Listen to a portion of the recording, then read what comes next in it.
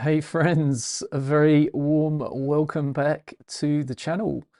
In today's video, I'm going to be showing you 3 things about Ableton Live's Meld synthesizer. Number 1, what makes it unique. 2, what it excels at. 3, how we can best use it, excuse me one sec, in our house techno and electronica tracks. I'll build some patches and explore some of the sounds we can make with it. As always, feel free to drop your questions in the chat and we'll learn and discover some new things together. My goal here is to help you level up your skills and become a better music producer. So without further ado, let's dive into today's stream. Hello, Doorless House Music as well. I've already had a bit of a comment or two with you. Welcome back to the channel and good to hear all is well. Of course, wishing all of you out there a very Merry Christmas, and I hope you're enjoying these festive season holidays. This, by the way, is the last stream of the year. We'll talk about that a little bit later, but of course, 2025 only just around the corner, coming at us thick and fast.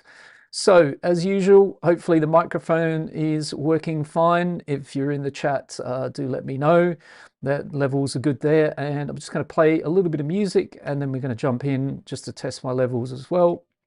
So let's have some drums. And a meld patch. Looks like this.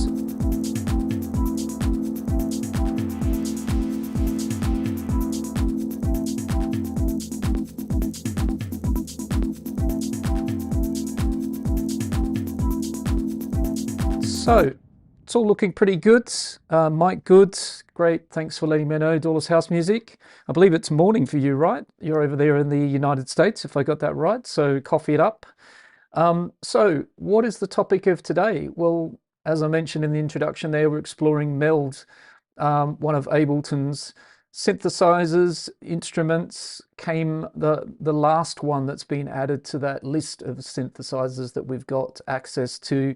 And again, there's method to the madness. We've arrived here in today's stream based on 2 different polls I've been running on my community tab of my YouTube channel, where first I asked the community what would be the Ableton Live synth you'd like to learn the most about, which essentially the clear winner in the end was Meld, not by huge amounts, but it was a little bit of more dominant than Drift. And actually in the last week's video live stream, I dived into Drift, which is a fantastic synth as well, put it through its paces, made a few different sounds with that. So if you haven't seen that video, I suggest checking out last week's live stream as well. We can put a link to that here, somewhere here or here.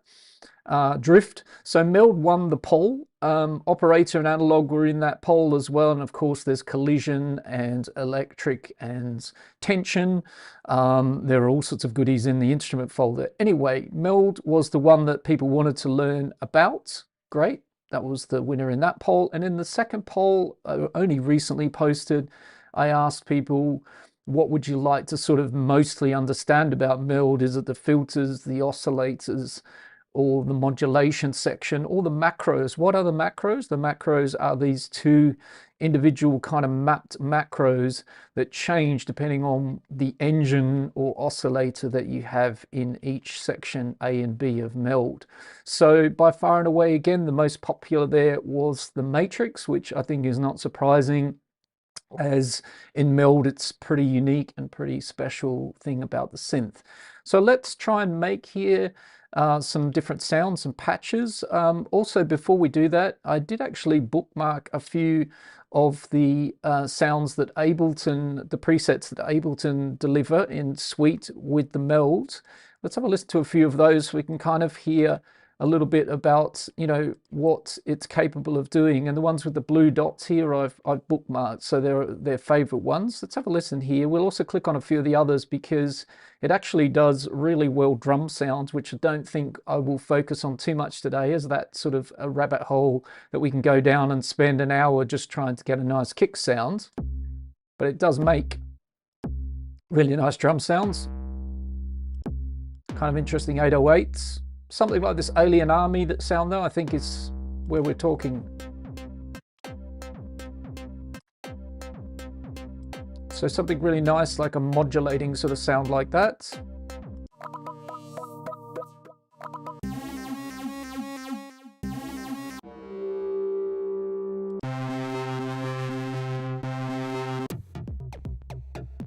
And a great thing to often do when you're sort of on your own inside of Ableton Live is, you know, if you want to kind of get under the hood with some of these sounds,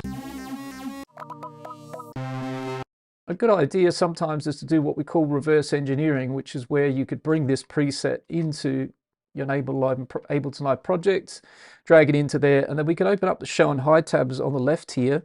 Just looking in the chat for a second. Welcome to the futures. Hey, I finally caught a stream. I just upgraded to 12. Amazing. Welcome to the futures. Well, this is a welcome to the future video for sure. It's a deep dive on Meld today, unpacking what kind of is unique about it. We're going to make couple of sounds from it and dig deep and make sure we kind of understand how to get the best out of it. So grabbing this preset here called Brain Sticker, if we put it down here in this empty MIDI track and then we click the show and hide tabs, what we can actually do is kind of dig in and have a look at how this preset ticks in terms of what modulation's going on in the different engines or oscillators, what sort of LFO shapes are being used, what filters are being used.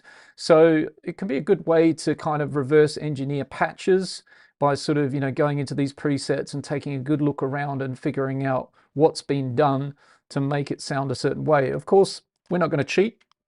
We're not going to use those presets today. We're going to make our own. So we kind of learn the synth, but a great way, as I said, when you're on your own is doing a bit of a reverse engineering. I've learnt a lot over the years doing that, digging into patches, looking at what effects have been added, how the routings are set up, envelopes, LFOs, modulation, the oscillators, etc. So let's listen to a few more sounds and then let's jump in. Super nice. And again, I've picked my kind of favorites here, and I think the ones, even I'm sort of guiding a little bit, the ones I've picked here, they're quite modulating sort of sounds. But as I said, Meld can do drum sounds, it can do very basic sounds well if you're looking for that out of it as well.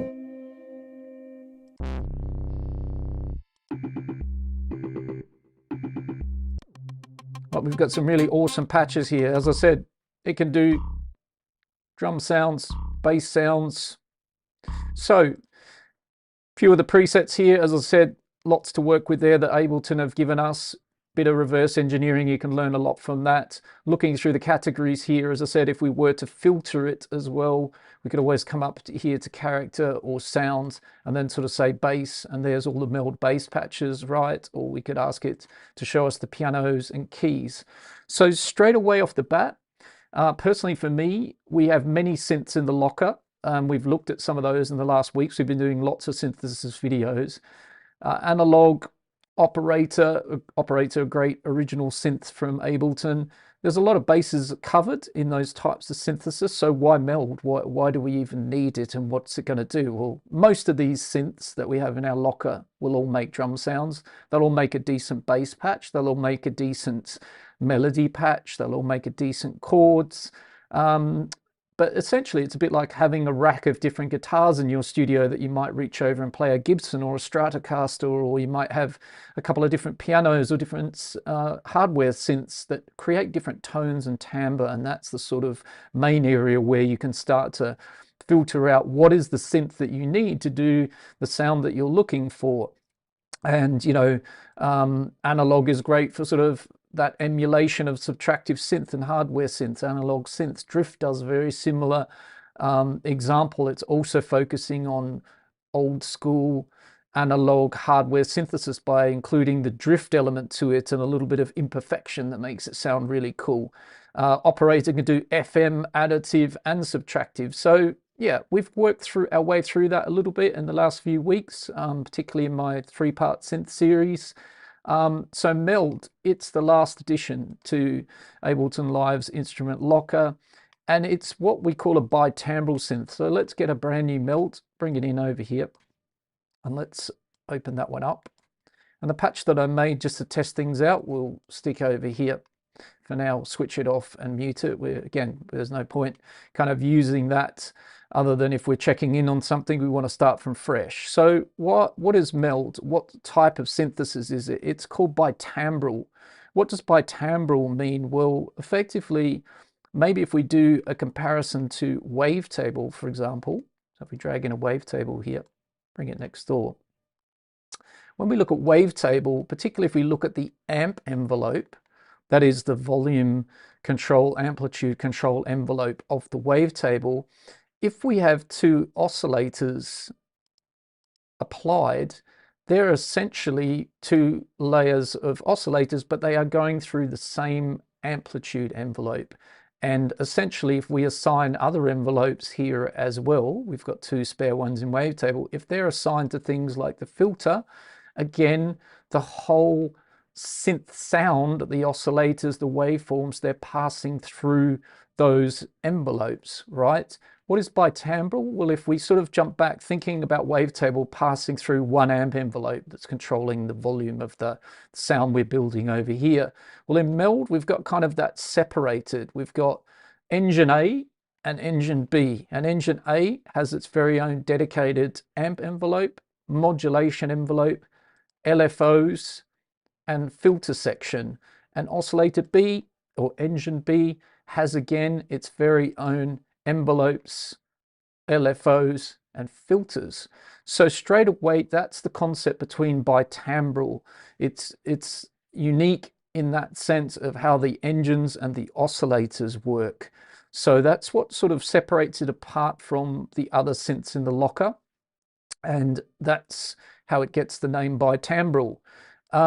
What do, you know, without getting too strong on the opinions, because that's always a subjective thing, and I'm not here to throw, you know, my opinions as being correct. I think it excels more in sound design type situations, drones, modulation. We can get really nice musical sounds out of it. We can also get kind of dark, twisted, haunting, atonal sounds. If I say atonal, hopefully you'll know out there in the audience. I mean, maybe someone could let me know in the chat if you're here in the stream, what is an atonal sound? It can do those really well. So, you know, it's definitely a synth that's quite digital sort of sounding. That's another thing I'd sort of cast and throw out there a little bit. The analog and the drift in our locker in Ableton is a software VST, but both of those do nod, tip the cap, have elements of them that lean towards them sounding like an analog hardware synth. I think Meld is like a futuristic kind of digital sounding synth. All right, so going back to that poll and the questions I asked most people, you know, what do they want to know the most about the Meld? It's particularly this section of the modulation matrix. Now, wavetable, we're already hopefully fairly familiar with the matrix in wavetable, and if you click around in the matrix of wavetable, things are going to pop up in here that we can then add our modulation sources to. The destination is now filter resonance or filter frequency, and we can now start to add an amount to that. Essentially, the Meld works the same. So if, let's say, we switch off engine B or oscillator B, I'm going to call them engines today. That is the correct term that Ableton would use for Meld, engine A and engine B. So if we just look at engine A for a second, and we look at the modulation matrix, we can click it here, and it works just like wavetable. So we can have it down here in the display, and you can click around, and as you can see, things start to pop up here in the list, just like wavetable, and you can access them in here. The part that I guess blows most people's minds and maybe looks a bit, you know, what's the word I'm looking for? Complicated, or, you know, not easy to understand, is when we go over to Meld and we click the little diamond triangle over here in the circle, and we expand to this kind of Google or Excel spreadsheet where we see lots of modulation possibilities. So that's unique to Meld. I mean, it has obviously wavetable. We do have the ability to blow up things as well, and you can see your envelopes down here and the LFOs and things like that, but it's, you know, the matrix stays down here in its workflow. But when you do open it up, you do see a little bit more of the other sections. So it's interesting to do that as well with wavetable. But Meld, whole new kettle of fish. So in a moment, we'll break down what's possible up here. But I wanted you first to get the feel for, like I said, we've got two engines. They have their own envelopes, LFOs, filters, etc. So maybe we could start today with a bit of some chords. And again, I'm going to try and stay away from doing sounds that don't have too much interest or modulation. They're not too three-dimensional, because yes, we can use the Meld to build a beautiful sounding, analogish punchy bass line, or we could use it to, as I said, make a kick drum, or we could use it to, do some basic tasks.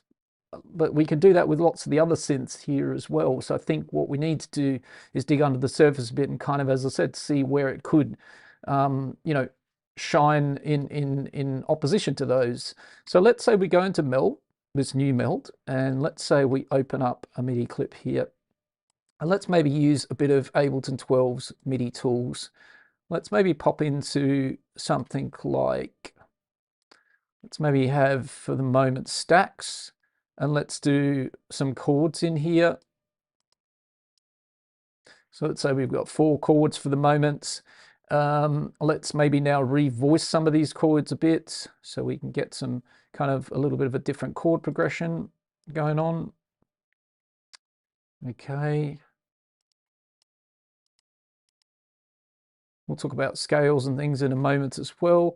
Maybe we start with something like that. We could be in, we are actually up here in A minor. That was a little bit what I was working in the little demo patch that we played earlier. So probably we can stick with that if you like. So if we basically see these chords kind of work, but let's maybe take them down to the root. So let's say we just move all of these chords down to the root being A, and then we'll just say over here in the pitch and time of Ableton Live 12, fit to scale. So we make sure they're all nudged into the key. And then let's just have a listen to that. Okay, sounds okay. Maybe what we'll do next is we can actually double time this. Let's try and stretch these chords out a little bit. So hang on a sec. Oh, it's the wrong way. So that's a bit better. So now we've got 4 bars, or sorry, 2 bars of the same chord progression.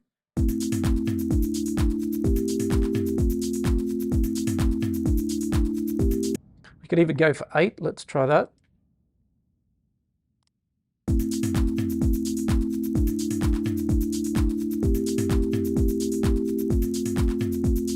We could also try bumping this note down. Let's give it an inversion, see what that sounds like.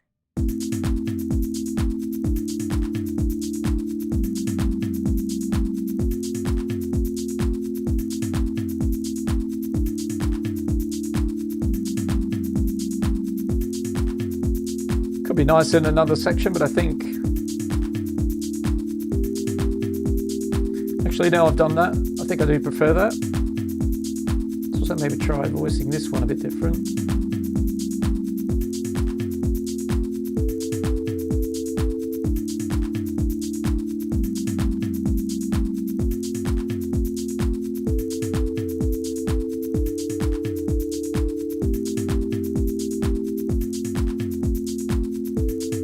Getting somewhere. I'll explain to you what I'm thinking here in a moment.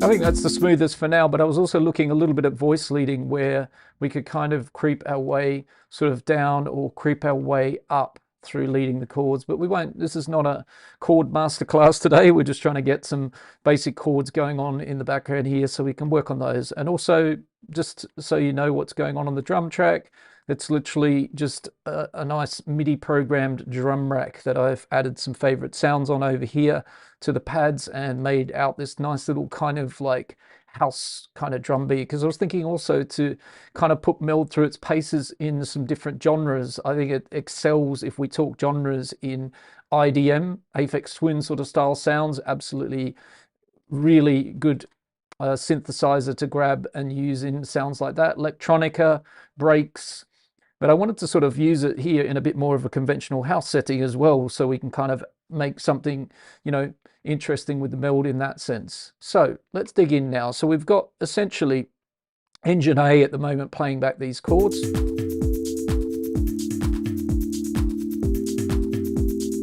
So we want our synth, our Meld, to be polyphonic, as we've got more than one notes, we've got harmonies going on. The first thing we want to talk a little bit about is the spread here. As we go down, let's say we start with the right hand side here, a little bit of the Meld. So we've got spread here, and if we look at the modulation matrix, doesn't matter whether it's engine B or engine A, by default spread is assigned a bit to the detune at 50%, the value of 50, let's say, and down here on the panning at 50. So both of those are not really working until we bring the spread up from 0%. So let's have a listen to that, and let's hear the spread work when we bring in a value of it here.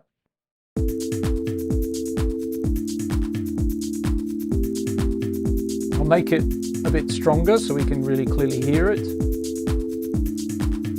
And let's also change for a moment the engine A to a very basic sawtooth. So when you're looking at engine A, we'll go through a little bit the oscillators. These are all the different oscillators we can work with, or engines. Oscillator, the very first basic shape one, is exactly like wavetable, no difference whatsoever. So if you, again, I shouldn't have deleted it, but I did. The wavetable here, the basic wavetable in wavetable itself is the basic shapes, right? And you can go square, wave, sawtooth, triangle, sine, and anywhere in between those. And essentially on the Meld, same concept going on here. By the way, just let me know if my webcam gets in the way of the mod matrix. Perhaps I'll just keep it a little bit lower like that. I should be somewhere over here. Maybe someone can let me know, as I said, if that's annoying or getting in the way, then let me know. We'll move that around. So hopefully not, and probably helps if I pull it down a little bit here.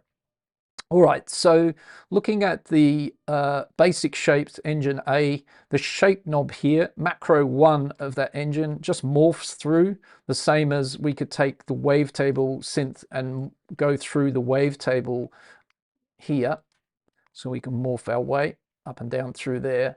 In the Meld, shape is doing the same. We're not going to get a visual on that, but we can hear it.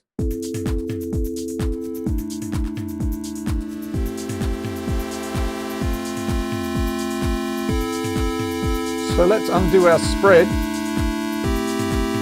and we've got a square wave at 75, somewhere in here. Now we're in a sawtooth, then a triangle, around 50, and then sine. Okay, so let's say we pick a sawtooth.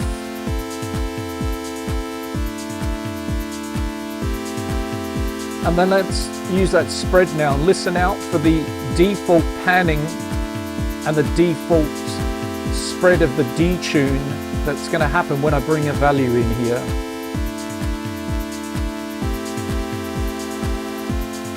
So you can hear it gets a bit wonky if we push it that far, but at a nice,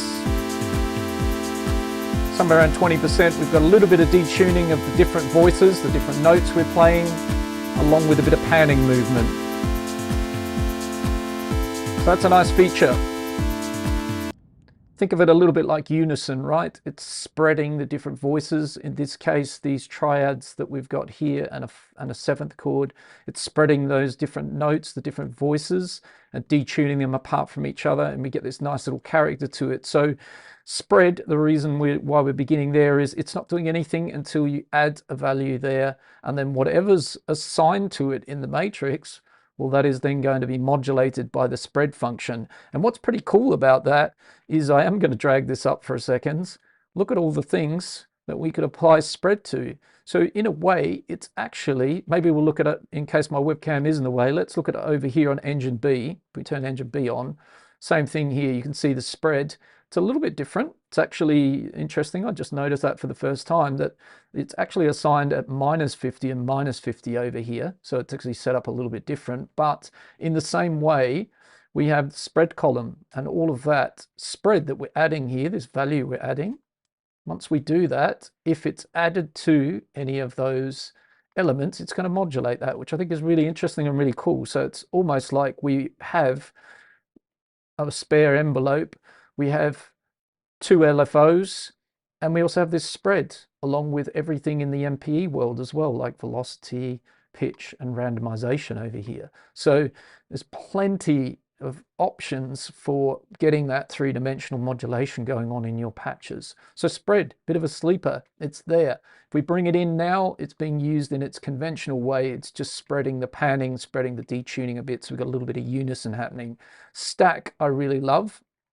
If we open up just the info tab as well, and I'll just hover on stack, just so you get the definition of Ableton. And I do suggest with Meld that you turn the info tab on a little bit. And what it will do is when you hover over the macros as well that come with each oscillator, because these change depending on the engine or oscillator you've chosen, you can then hover over and see what they're actually designed to do, right? So we know with the basic shapes, the shape is moving through the different waveforms. Think of it like a wavetable, but the tone, it tells us it adds overtones or changes the pulse width of the source wave, which is really good to know.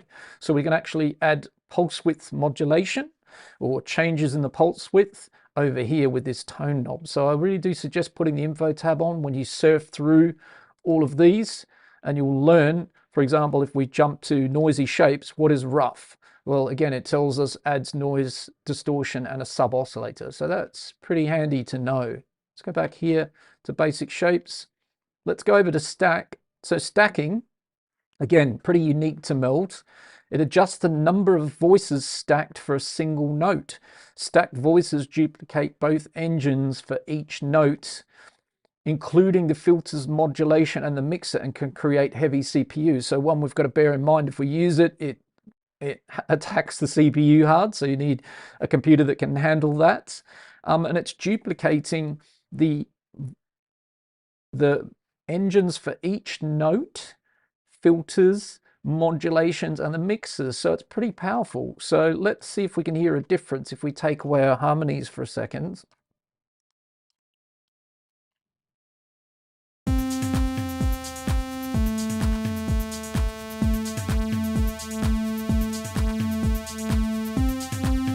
So that's quite a difference, right? So if we turn stacking off,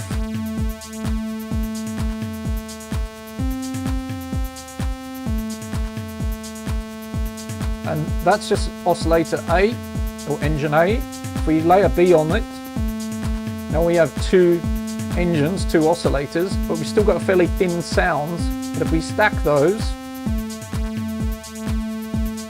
we get this lovely kind of detuned kind of, again, unison sound. So I really like stacks, and you can even go 3 stacks rather than just 2. And if we take engine B off, it still makes a difference just to one engine. So I'd strongly suggest playing around with stacks, because it's certainly something that can add a lot of dimension to your patch. So let's have stacks on. Let's play around with the spread again. So already just with those two things, we've got a way more interesting sound. Right?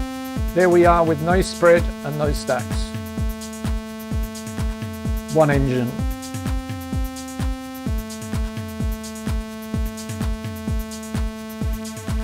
So let's get into there and have a little bit of that. I think that's quite important. So the next thing we've got, nobody did put it in the chat. By the way, if you are here in the live stream with me, do feel free to say hello in the chat. Do feel free to drop any questions you have. I'm just going to have a sip of tea here. I mentioned before about a tonal music. So what is a tonal music? Well, it's in between the lines. It's something where we kind of, it's often going to pop up in techno. It's going to pop up in genres where we're looking sometimes for edginess and things that are sort of not perfectly in tune and perfectly pitched and perfectly in scale. So we can kind of go between the lines. And so Meld has, off the bat up here, this scale awareness feature in the top right corner of it. And if we turn that on, then whatever we do in Meld where there is any sort of pitch modulation or quantization or oscillators or engines that affect the pitch and tuning. If we have that switched on, things will stay in scale. So we'll have a look at that in a moment. At the moment, we're in A minor up here. So if we switch that on, we're pretty much making sure that if we start to play around with things such as, if we look at the engines and oscillators, we've got quite a few. So the basic dual basic shapes is scale aware, as is swarm sines. All the swarm oscillators are scale aware. So is Shepherd's Pie, so is the chip tune one. So those are the oscillators or engines that are scale aware. And then over here on the filter, we also have the plate resonator and the membrane resonator, which also will go out of tune if we don't have that scale awareness on. So if you're using either of those filters as well, they are adjusting the pitch and tuning. So if we don't have scale awareness on, we can get atonal sounds. If we have it on, we're kind of keeping things neat and tidy. So let's say we leave it switched on. It's not changing anything at the moment. Let's change our engine A over to the dual basic shapes, which essentially, if we look at it, we're going from the basic shapes, effectively the same as wavetable, going through all the different typical oscillator waveforms. And we jump over here, we see that we've got a kind of layered version of that, and we've got shape similarly to the basic shapes. Nothing's changed there, so we're morphing between sine to square. But now we've got detune in the mix over here, whereas on the basic shapes it's called tone, and it's about pulse width and overtones. This is about detuning the two layers. So if we hover over it, again, looking at the info tab, adds and detunes a copy of the initial waveform. When the scale awareness button in Meld's title bar is engaged and oscillator scale awareness is enabled in Meld settings, the interval will be locked to the scale. So that's pretty important. I'll make another point, which is really, really, if you are here in the stream, really key. We're sort of digging into Meld here and thoroughly taking a look at it. Pay attention to the engine or oscillator and the section below the waveform. If I'm not in scale awareness, what do we see here? So again, if I'm not using the scale awareness feature, but I start repitching the waveform here, or engine A, what do we notice is a difference here. So let's have the Meld. It's actually just one note still at the moment, like this. So if I repitch that, let's go for 7.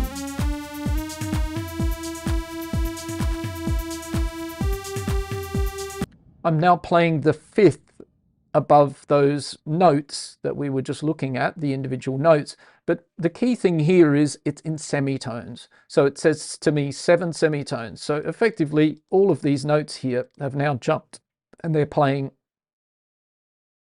up here, right? The 5th of that particular note. It would be playing that note by tuning the oscillator up to there. The key thing I'm trying to point out here is if we turn scale awareness on, it works differently. It talks about scale degrees. And so what are the scale degrees? Well, again, they are the different intervals of the scale you're working in. So if it says 0 to scale degrees, then there's no change. But if we suddenly put like, you know, a 2 here, and then we look at A minor, then that would be 2 scale degrees. So effectively it's 3 semitones, but it's actually in the scale degrees. So I wanted to point that out because it's a really important one when you turn on scale awareness, to be aware that you're not repitching things if you choose to do so in semitones, you're moving them in scale degrees. So let's have a listen to this dual basic shapes and hear the detune with and without the scale awareness. Let's start without the scale awareness and let's actually bring our chords back in action.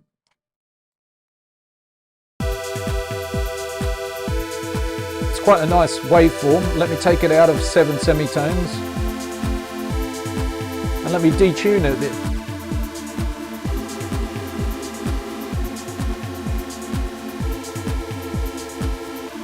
So that sort of sound I'm landing on there might be pleasing to somebody's ears, but that would be exactly what I was just speaking about when I was talking about atonal. It's in between the lines. It's not really sitting on a beautiful, nice, even pitch. And we could even kind of actually play around with that a bit, in theory. We could certainly do it perhaps away from the chords.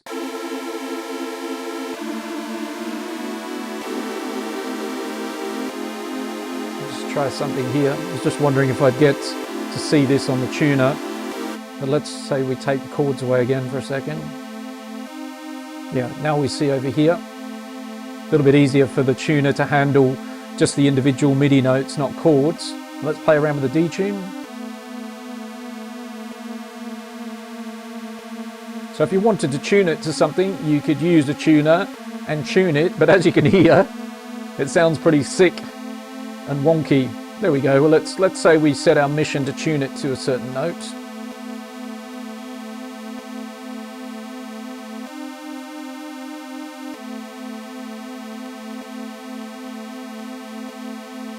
So we've more or less got a D there in the detuning. So what I'm pointing out here is if you mess around with the detuning of this particular oscillator without scale awareness on, then you will be able to go atonal easily. More getting it in tune is probably the more difficult thing. Whereas if we turn on scale awareness and we now move our detune knob around, we notice that our macro, we are in scale degrees as we just spoke about, but now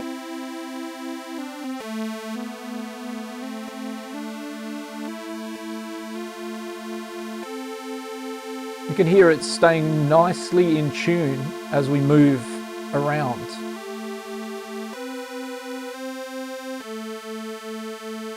And that's good to know because that's going to give us a nice musical result versus something that's more edgy and underground and potentially, as I said, would only fit certain genres. So I think that's pretty important to understand the difference between scale awareness on and scale awareness off, and the fact that each engine will change to scale degrees instead of semitones if scale awareness is on. So now if we say we go down and 3 scale degrees,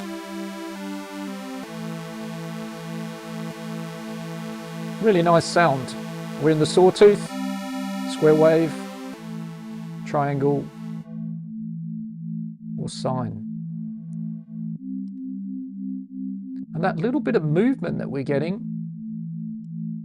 is just happening. We've done very little to nothing here. In fact, nothing. We've just got the spread working.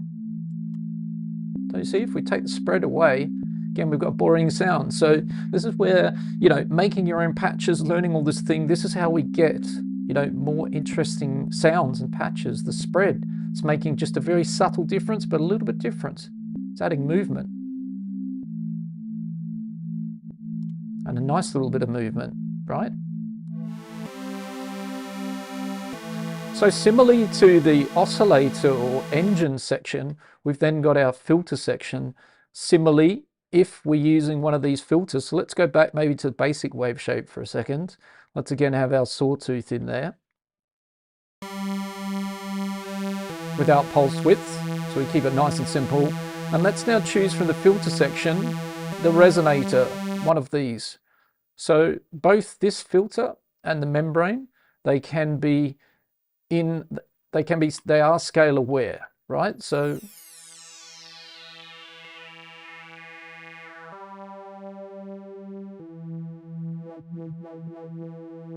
if we're bringing that plate resonator down, and similarly, actually I'd point out as well that the filter sections also similarly to the macros of the engines changing depending on your choice here.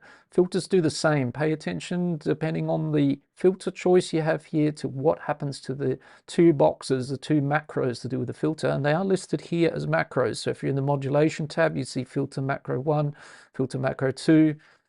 Okay, and that's those 2 there. So if we're in the plate resonator, we see the Q, which is like our typical resonance that we have on filters, the cutoff point, and we have a ratio that's unique to the plate resonator. If we add the filter, great filter, we see that it's got drive, so we can add kind of nice analog drive here.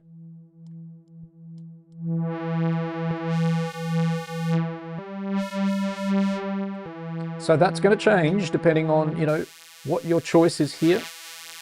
Some will have drive.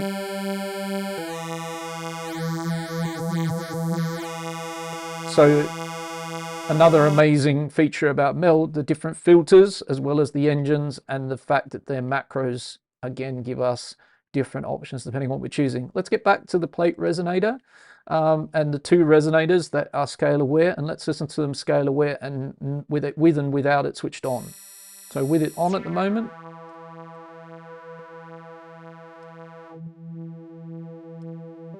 Let's turn it off.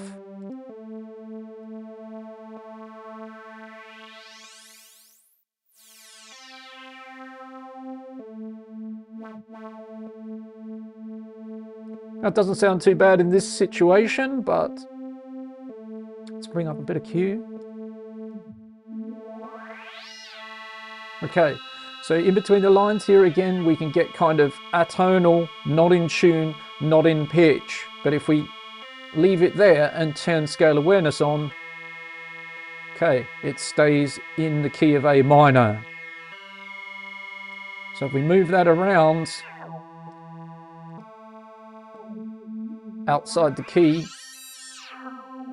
of A minor, in the key of A minor. And you can, again, another feature that I think a lot of people are not aware about of these filters is if you are in one or of these scale aware filters, either of the resonators, if you right click on the filter frequency knob, you will see show as note value or play by key. And so you can actually have it adding, you know, a key to, again, the patch, the notes that are going on in this patch.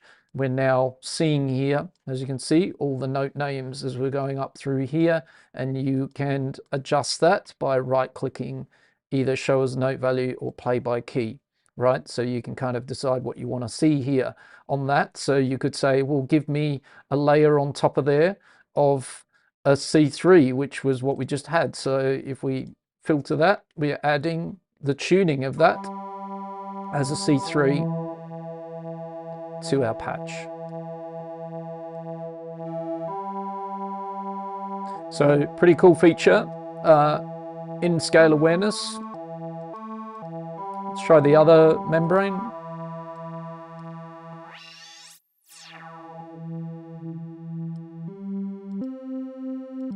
And you can hear a big difference. You know, if we turn off scale awareness, as I said, it's giving us a D1 and so many cents.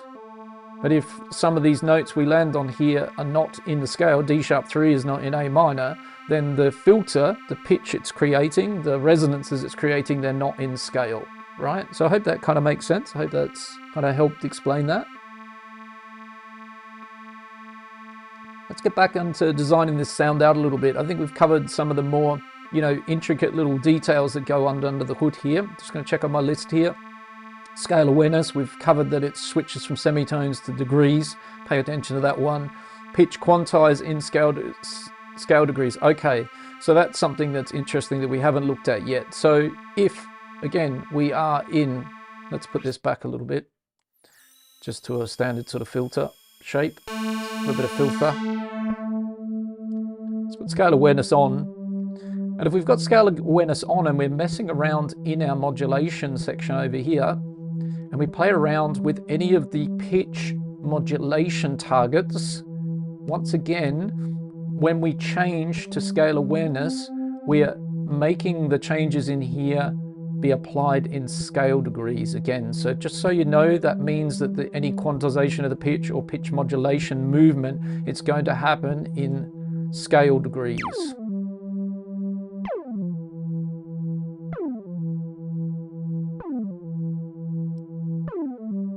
Let's listen to that without the scale awareness.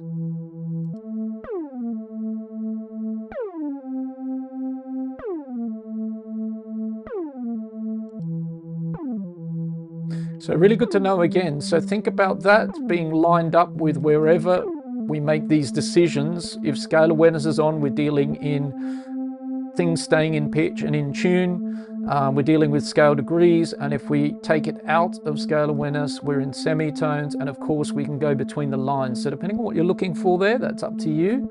If you're looking for a tonal sounds, don't have scale awareness on. If you're looking for nice musical results with these filters, engines, and modulation, then having scale awareness on, I think, is a good idea. All right, I'm going to turn it on, and now we're going to look at, let's say, making this a little bit more interesting, so to speak. Also, what we could do is just do a quick surf through some of the different engines here.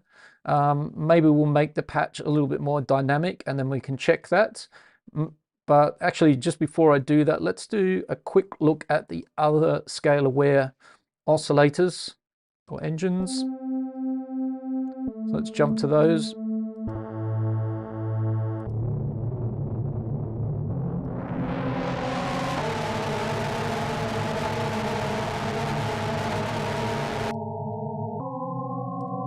Okay, so swarm sine motion gives us nice movement through the swarm, and as you can see again, look, even just looking at the tuner, and hopefully you're hearing it, you're getting lots of movement with the swine, the swine. Sorry about that. The swarm sine. We're getting nice movement with that. Now the spacing morphs between complexity and complex chords. So lots of nice tones there, but again, if we turn off our scale awareness,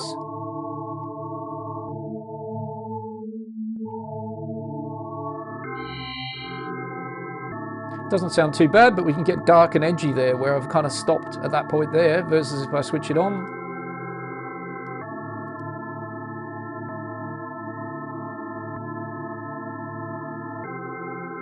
It's in scale. If that's off, it's out of scale. So let's walk through the swarm ones.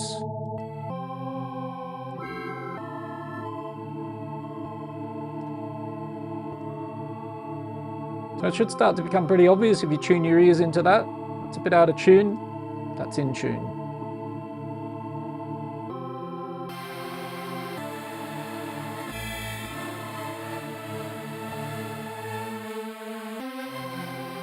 They're pretty delightful, those swarm oscillators, because they give you a lot of movement already off the bat.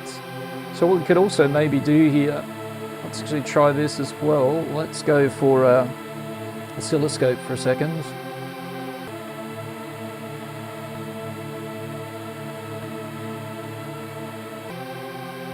Let's just have the JO1.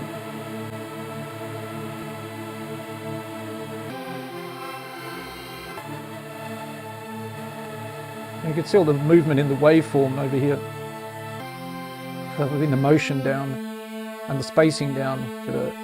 Still a complex waveform, but not much movement to it. We can make the waveform more complex, more movement.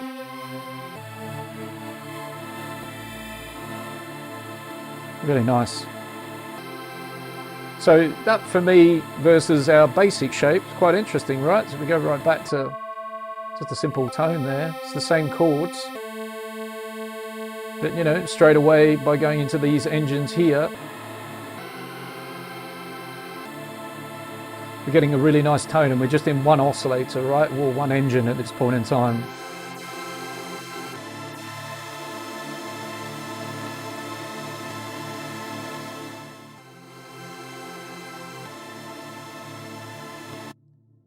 Also, while we're looking at the filter there, just noticing again with the filter macros, with these sort of default filters up here, what's kind of interesting is we've got this macro 2, L, B, H, and N. It's morphing through low pass, band pass, high pass, and notch, which is really cool. So again, you've got here a macro that kind of morphs this filter through all sorts of different shapes. So wavetable, it's effectively giving us the this type of filter behavior here, where we can morph. If we bring down the frequency on the wavetable, we're morphing through all those different shapes. So lots and lots of fun to be had here. Okay, so now let's say we move on to, we've looked at pretty much all of some of the notes I've got up here. Now let's dig into the matrix a bit and let's make this patch a bit more interesting. So we've got this oscillator engine A with the motion and spacing macro. We've got a fairly standard filter on here. Let's now open up the matrix and let's have a look here at making it a little bit more dynamic and making it a bit more dynamic with some different options here. So let's say that on engine A, we pop back over to our envelopes. Currently on the left here is our amp or ADSR, and on the right is our modulation envelope. Now that modulation envelope, it's not assigned to anything, right? If we jump to the matrix here, again, hopefully webcam not in the way, let me know that if it's annoying and you can't see what I'm speaking about. Hopefully not. I'm just kind of lowering it down a bit. So essentially this mod envelope is the M envelope over here, and the A is the amp envelope. So both of those can be applied to everything down in the matrix here. So amp envelope is what I would dedicate to shaping my sound, these chords first up. If I like that shape and I want to use it as a modulation shape as well, well, I can. And again, like any matrix or any modulation, when you want to modulate something, there is typically going to be a source. What is that source? An envelope, an LFO, something else, and a destination. So this matrix is simply just telling us the source is amp envelope or modulation envelope, and the destination is wherever we line the dots up with, right? So let me just adjust my amp envelope a bit. Just slower attack a bit.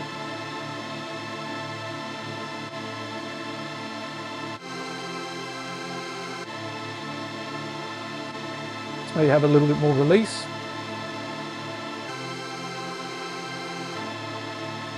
What about if we make it a bit more of a plucky?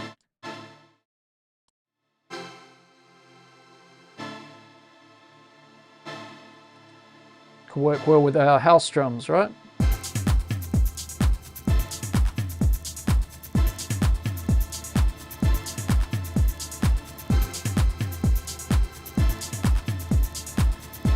Could also do something fun in here. We could maybe get these chords back as well, by the way. Forgot that they were even just playing one note, but it didn't sound too bad, right? And now we need to adjust for that a little bit.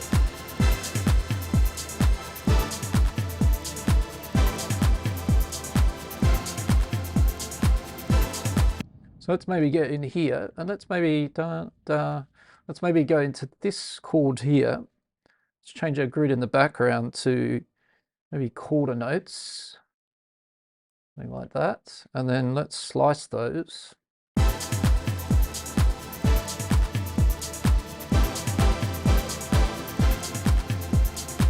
Okay, maybe we went a bit faster than that. So we'll undo that and we'll go maybe to eighth notes.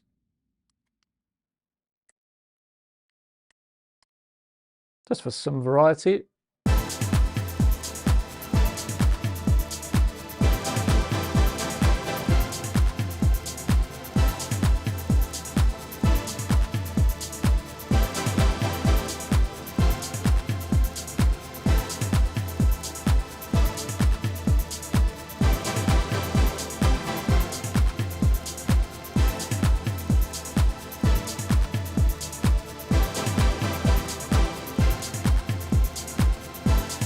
What that's doing as well is kind of re-triggering the envelope a bit, but maybe I've jumped the gun slightly. So I'm going to put that down, duplicate that down. I'm just going to make this back to how it was, only because we'll try and extract what we can from this first. And then we might look at the chopping the chords up a little bit as well. But let's just come back to the basic patch. So we've got our amp envelope here. Happy with that now. It's a little bit more the shape I'm looking for, maybe a little less sustained.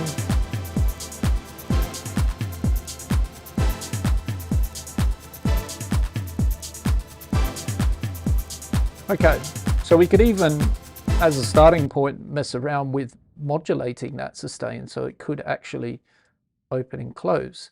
But that would be something that you might add to the mix as something away from the basics, let's say. So let's start with the basic targets here that would make plenty of sense, I think, to get a bit of modulation on. Where do we normally start with a lot of our synths and the destination and sources?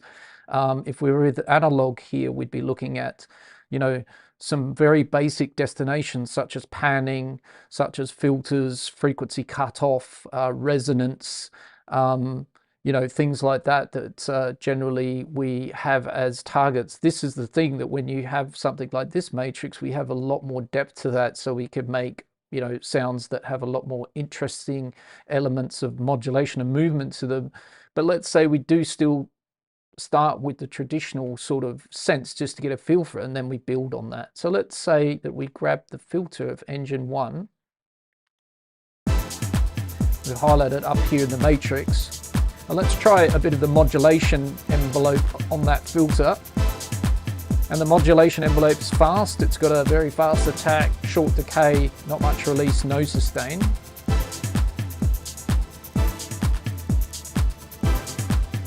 Let's bring down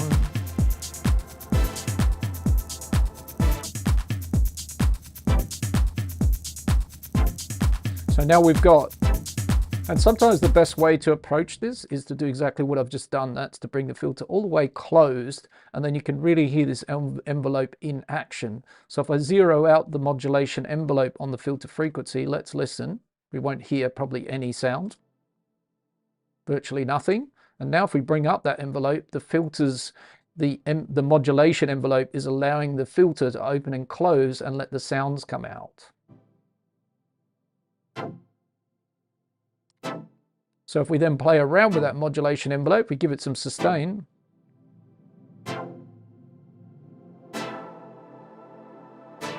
We can hear it in action, right? It's opening and closing the filter depending on the shape here. So if we bring the sustain down and we roll off the attack a bit, you get that sort of wah sound.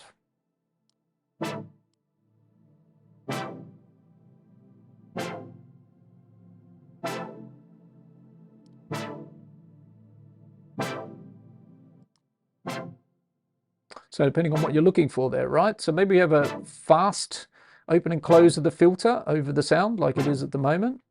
And we could try some of the different filter shapes. So right now we've just got like a high cut of 12 dB. Let's say we go for the filter. That's going to really shine when we give it some drive. Let's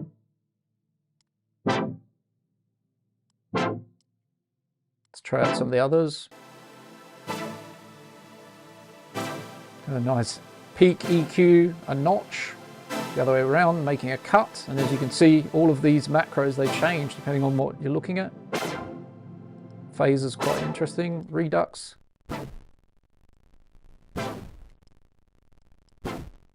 If you're looking for a real lo-fi, dirty, so this could be fun to add to a bass in a moment, something like that.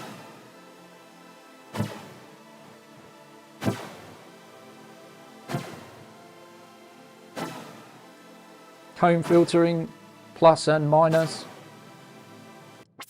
And then our friends, the resonators.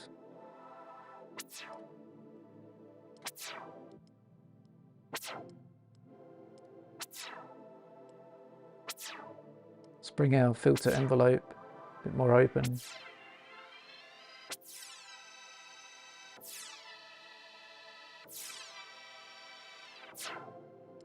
Right, so I'm going to go back to just a basic filter type. The morphing amount is quite interesting down here. We might play around with macro 2 in a moment, but let's have macro, the Q macro working a bit, so we've got a little bit of resonance. Nice. So the next thing I'm going to do just with this filter is we've got a modulation envelope on the filter now. Again, we can bring it down a bit, or you could have it really working hard so you can kind of hear it in action. So the next thing I'm thinking to do is we could put that modulation envelope in other locations, so we could map it to something else. So you can look down here and say, okay, well, this shape of this modulation envelope could be applied to the resonance as well. That would be So if we click that, that's macro 1.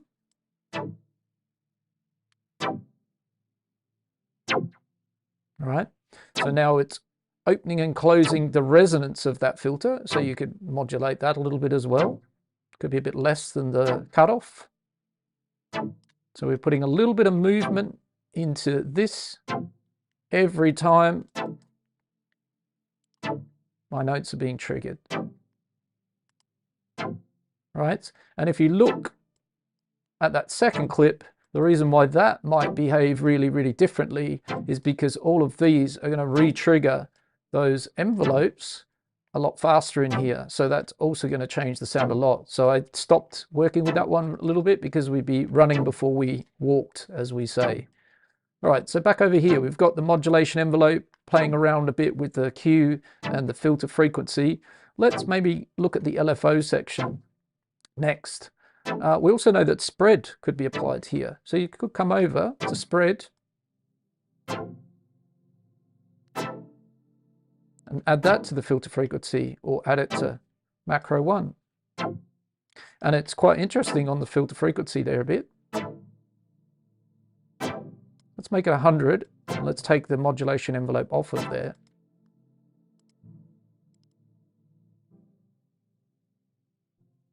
Well, I think it works best in combination with those because we can't really hear it when it's on its own. But when it is there, incorporated with that, it's making, again, a bit of difference. There's a bit more complexity to the spread, the detuning of the voices being applied also to the frequency. But I think we don't really need to do that. It's very subtle. We want to play around with the LFOs a bit here.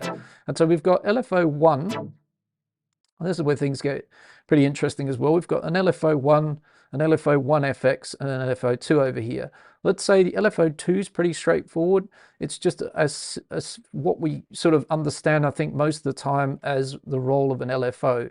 It has some of the typical wave shapes: sine, triangle, sawtooth up, sawtooth down, a rectangle, and a random sample and hold waveform. So nothing crazy about the waveforms. It could be note synced and it can be run in frequency. It could be re-triggered or not. It's up to you. So it's a fairly conventional LFO, let's say, and that's here, and it can be applied wherever we wish LFO 2 to be applied. LFO 1 is really interesting because we've got basic shapes that we can morph it through from where we were, which is just a sine wave, to a ramp, to a wanderer, to alternate, to Euclidean, and pulsate, right? But as you will see, some of these look a bit weird.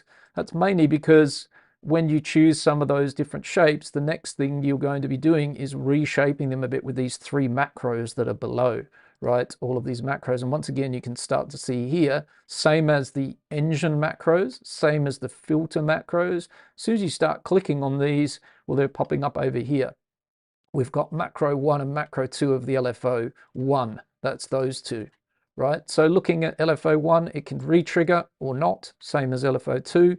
It's on by default as a re-triggering LFO. If we change any of these shapes, we can then further shape them with the shape knob, which can go all the way from a sine through. Think of it a bit like your wavetable, morphing from sine to square. This can go all the way through with lots of in-betweens from a sine to a square. And we can also fold it. So what does that do? We can see in this case, it's changing the shape of the square wave. If we go back to our sine, can really get stuck in. So you've got wave folding as well. And what you'll notice is when you're playing around with this area here, well, LFO 1FX is following those moves, right? So it's kind of following, this sets the waveform for what's going on in LFO 1FX, and you'll see that has its own column again, so we can decide to use that as a source, and there's lots of destinations. And in LFO 1FX, let's leave it at this shape, in frequency, all of that, keep it nice and basic. If we come over, we've then got to do with LFO 1FX 2 macros. Once again, they pop up over here as destinations, macro 1, macro 2, but they're now LFO 1FX 1 and 2. And if we start moving those around, what's crazy, I only learned this recently actually. I was so busy looking at FX1 here and digging into all of these changes I could make here, to changing what we have over here and further modifying it, right? So one of the crazy ones in here is something like the quantizer, right? And not only do we have that there, we also have a second version of that. So things would get pretty crazy. You could have the quantizer here and that all the way over to there, and then we could fade that in over here. So now we've got whatever's happening here with further adjustment to it. And if we move anything here, of course, that's affecting what's going on in the background. So I think of the FX1 as an additional modification of whatever you're doing in LFO1, because this is setting up the waveform that the FX1 is then going to, you know, adjust and modify, right? So very deep, that's for sure. All right, so let's say that we're going to dig into this a bit. Let's go to our filter frequency and let's have LFO1. Let's put it into Euclidean as something interesting. And let's apply that to the filter frequency.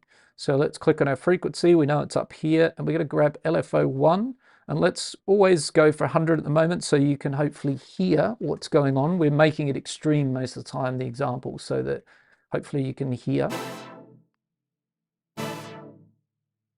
And let's take off our envelope for a second. And now let's start to play around a little bit with some of these things. Like let's change maybe the rate. And if we were in Hertz, it's going to go a little bit like scale awareness. If we have it in frequency, we can go between the lines of syncing whatever we're doing here on the grid or off the grid. Let's go faster.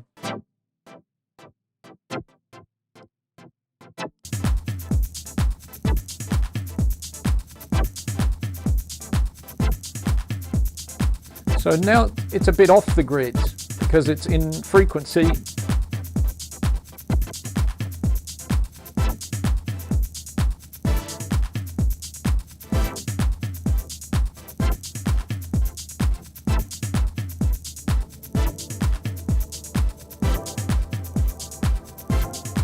But hopefully you can hear that beautiful rhythmical movement we've now got on this filter frequency, using the Euclidean as one of these shapes for our LFO. So we've got this rhythmical movement of the filter cutoff, in this case, LFO1, right, is controlling that. So let's put it in the middle here so we can kind of make sure that we can hear what's going on. Let's put it in note sync.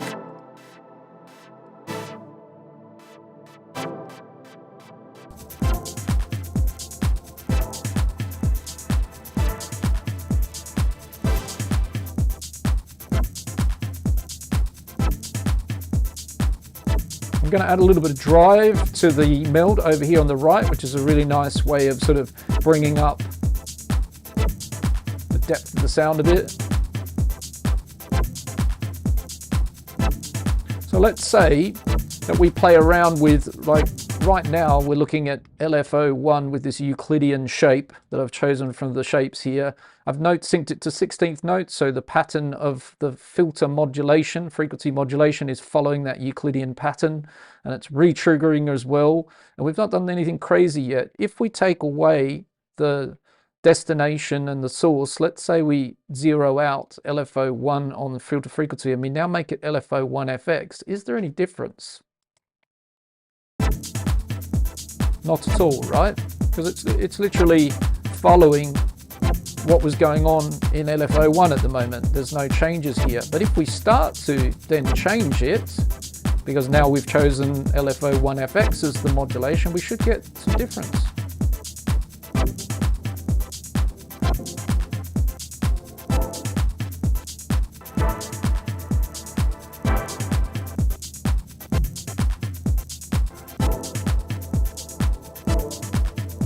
And And let's also say maybe we do have a ramp, so we fade the LFO in a bit.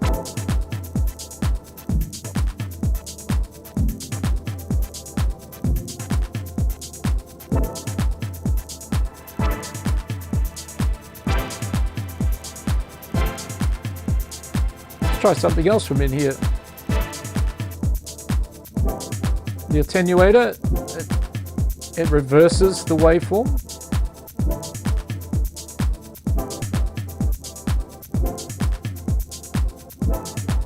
And let's just stick to 1FX for the moment.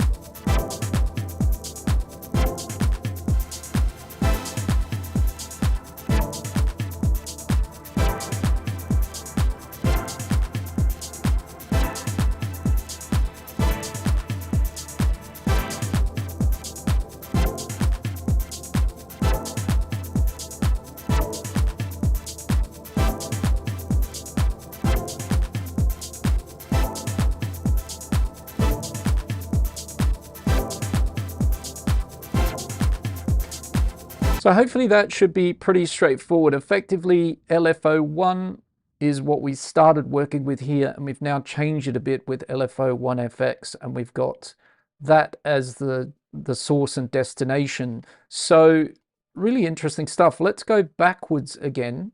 So we're just kind of staying with this filter example. Let's put LFO1 again, applied fully to the filter frequency cutoff, and let's try out some of the other basic shapes.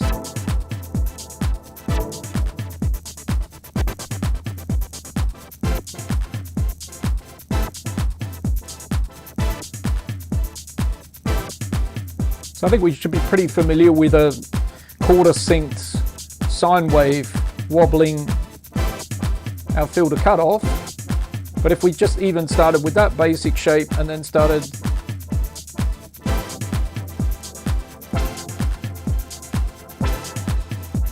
you can get some really different kind of movement on it.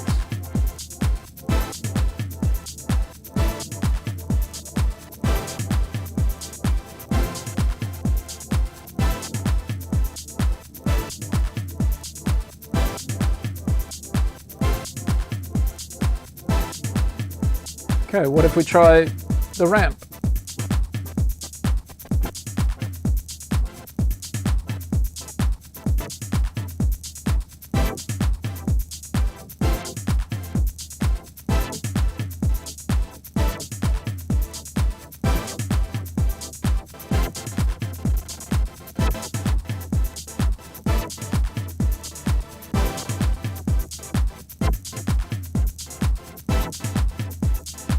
So nice, you can get some sort of conventional type results. It's feeling like a bit of a side chain that we're going on there with the ramp.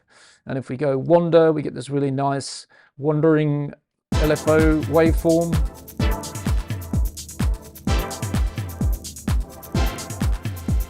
So less of the rhythmical movement of the filter, more unusual movement across this wandering waveform.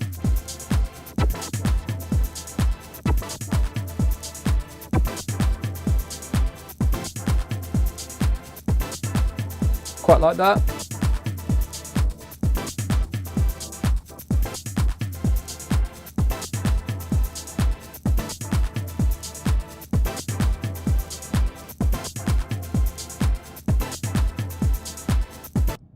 So hopefully that kind of gives you a bit of a breakdown of what's going on in this LFO section. But as you can see, we can start to incorporate all of these. So we've got effectively, we just have to realize that LFO1 is deciding let's say the base of what LFO1FX is going to work with. LFO2 is separate from those two. It's its own beast over here that's using very traditional LFO waveforms. So let's say, for example, on these chords here, we'd like a little bit of tremolo, that is adjustment to the volume of this patch. We could go over to the volume of oscillator or engine A here, and we could apply LFO2 to the volume over here.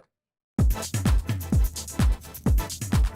just going to turn off LFO1 for a moment, so I'm going to zero that out, the source and destination, just so you can hear LFO2 now doing tremolo.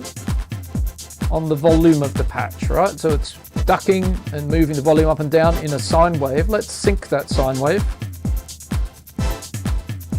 So now we've got a quarter tremolo using just a traditional sine wave LFO on the volume of engine A. And if we make it a bit faster, let's say try saw down. So we can get that kind of nice bit of movement there. And maybe we tone that down a bit now from 100.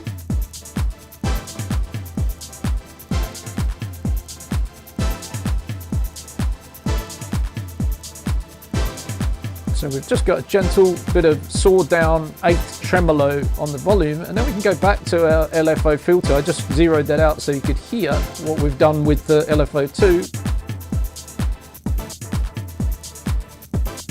Because all of this weirdness is coming from the Wanderer now being applied.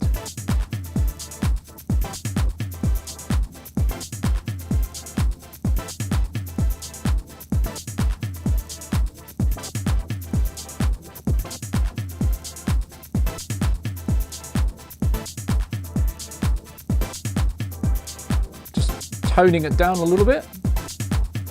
Let's try also something now once we've got some of these things set up, right? So this is the other way, like when you're doing this, perhaps try and find a way where you have a bit of a workflow, right? Where you're kind of, why I've picked on the filter here, you can go crazy and you can go all over the place, kind of moving things around, but maybe just have a bit of a feel for where you are and what you're trying to do. And once you kind of like, so we've got this kind of wandering LFO on LFO1. We know we can modify that a bit in LFO1FX if we want that modified. We've got this saw down now on LFO2 that's synced to actually 6, so triplets.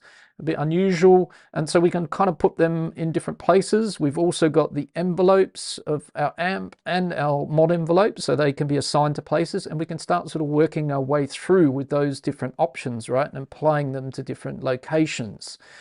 The other thing that we've got here, which makes again this Meld really powerful and really interesting, is we've got this section on the right. So again, the most voted in my poll was, what do we want to learn about is in Meld is the matrix.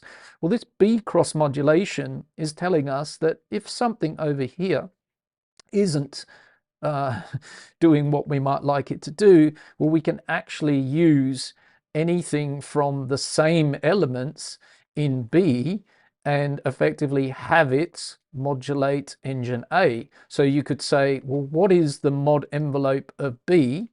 It's again a similar shape. We could change that shape to something else.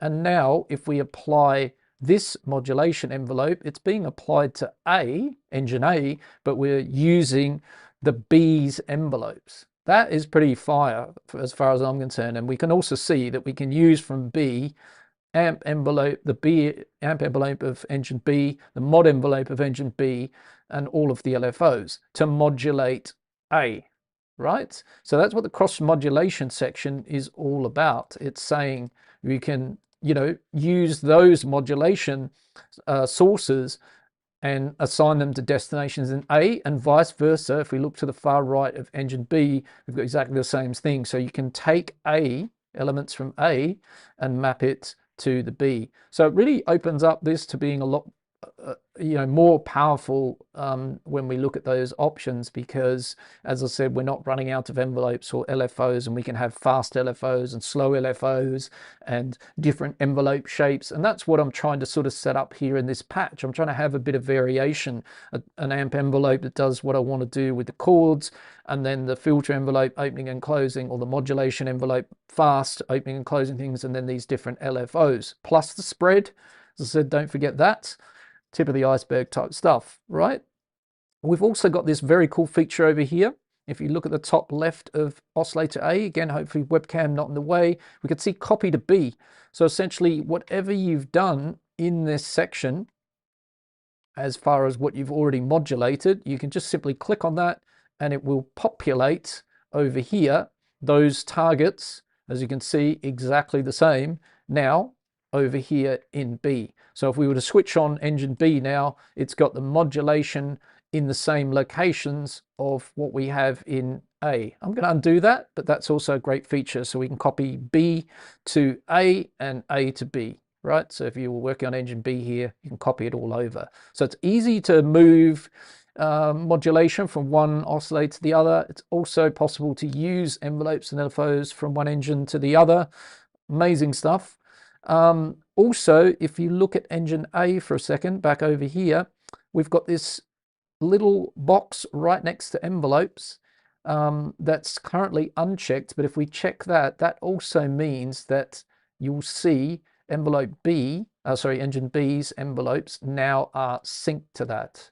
So you can link those, which is very, very cool as well. So lots of ways of bringing the patch together, lots of ways of making it go completely bananas in many different directions. So, you know, you can go down a rabbit hole here, making your own patches and sounds quite comfortably and come up with something pretty unique pretty fast. There's lots of modulation sources, destinations, and possibilities. So let's try and expand this one a bit. All we've got at the moment is a bit of filter action, a bit of LFO action, a little bit of tremolo, a bit of traditional volume movement with the LFO2. We've got spread on the panning and the detuning. We've got filter frequency at the moment being modified by LFO1. And we've got also modulation envelope just adjusting the resonance slightly over here. So let's push play. And let's maybe try from our LFOs, a bit of LFO1 on the spacing. So let's click that, bring it up over here. So it's wiggling now this parameter.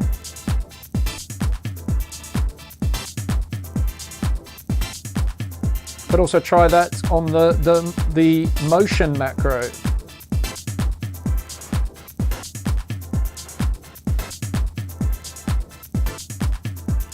And if you go in the minus direction, you're going in the reverse direction. So instead of, these are not what we call unipolar movements. So instead of it automatically working either side of the cutoff, the point where this is set, they are what we call bipolar. So positive means opening up from that point. So if you look at the filter frequency, we're opening up if it's positive from the cutoff. And if it's a minus value that you see over here, something like minus 50, then it's going in the other direction, closing down from that point. So that's something you're going to find a lot. Ask yourself bipolar, unipolar.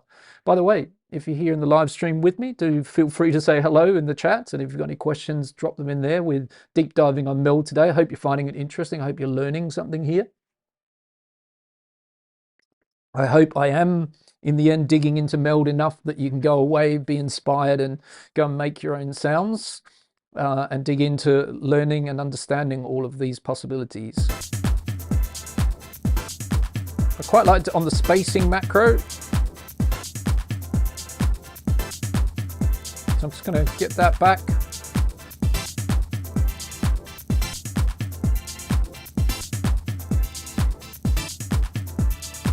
If we mess around with our pitch, mod or quantization, let's try it with the Wander LFO.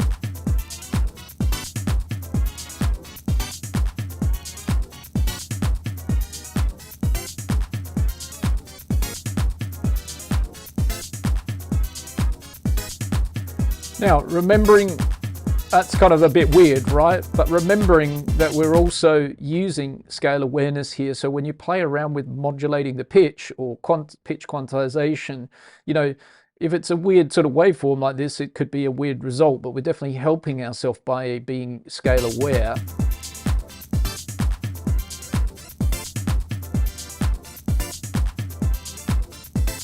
Let's try a bit of LFO2.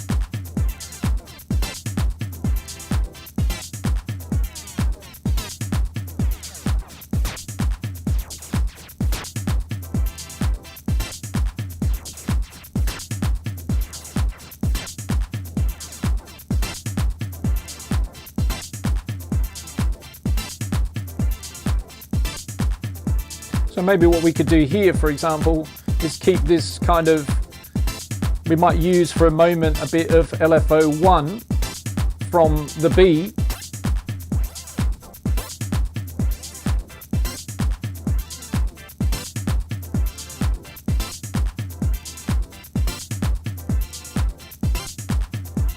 go into that.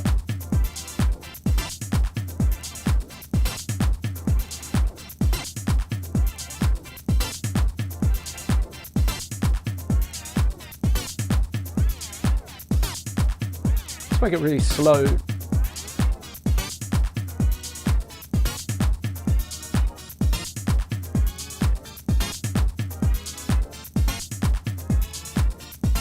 I'm on the, just checking where I was actually.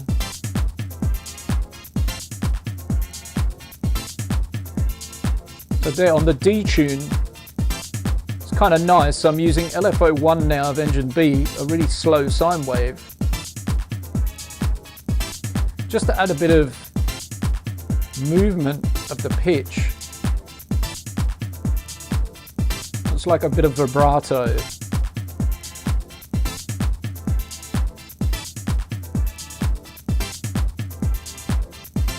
So we're borrowing LFO1 from engine B and using the LFO over here to move the detuning a little bit. Okay, so that's just all that movement you hear.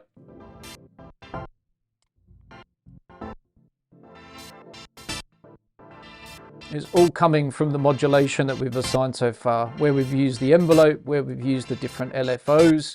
So we've got this kind of movement and dynamic that's going on from that. Let's look at what's kind of fun here, because essentially if we start going through the different oscillators in engine 1, what's kind of cool is you can keep all of this modulation up here and surf through the different oscillators, right? So we're effectively leaving things like the macros modulated potentially, and now we're changing, what that sounds like, because we're changing the engines. That's kind of cool.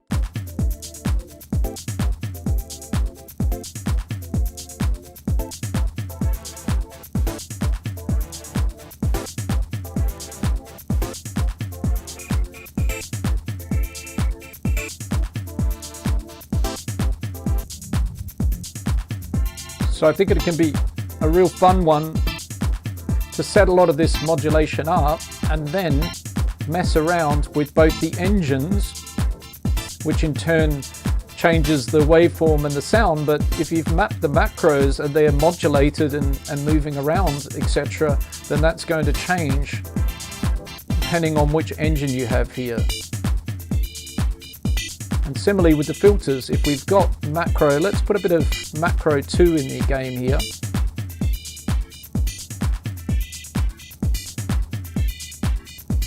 And let's have macro 2 of the filter also having some modulation. Let's try the envelope first. So triggering when the chords trigger. Nice. And then let's change our filter.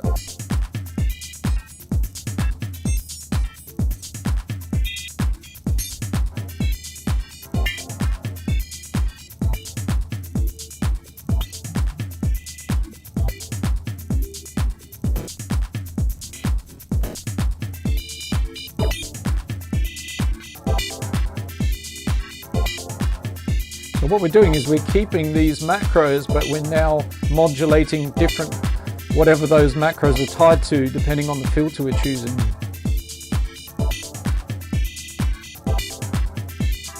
Same as what's happening over here.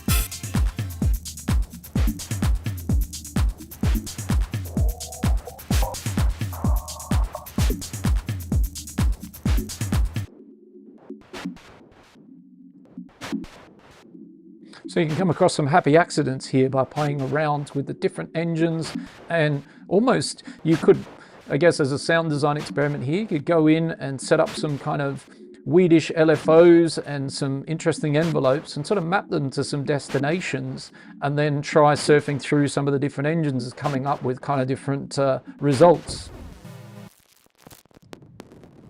Let's come away from some of those more kind of quirky ones, and let's just kind of try and finish, I guess, this sound off.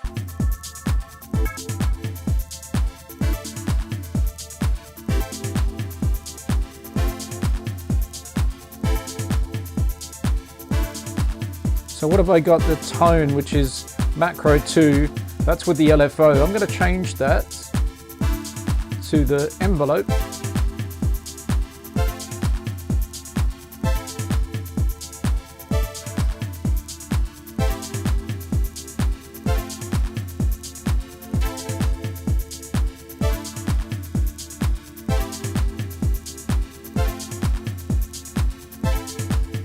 And let's also now look at the fact that we've also got over here all of our MIDI section, and we can also use, on top of the LFOs, on top of the envelopes, on top of the spread, we can also use velocity. We've also got a random section in here. We can use the pitch to further as a source to a destination. So let's have the velocity, which currently is pretty boring. Actually, I just realized when I use stacks, I didn't actually put any soul into these chords. So let's randomize them, the velocity of them, bring that down a bit so it's not too wild. And now we're going to use that velocity change. And we're going to map velocity in the MIDI section to the filter frequency. So the different velocities of the notes will open the filter up a little bit differently each time. So if we take away LFO from the filter frequency,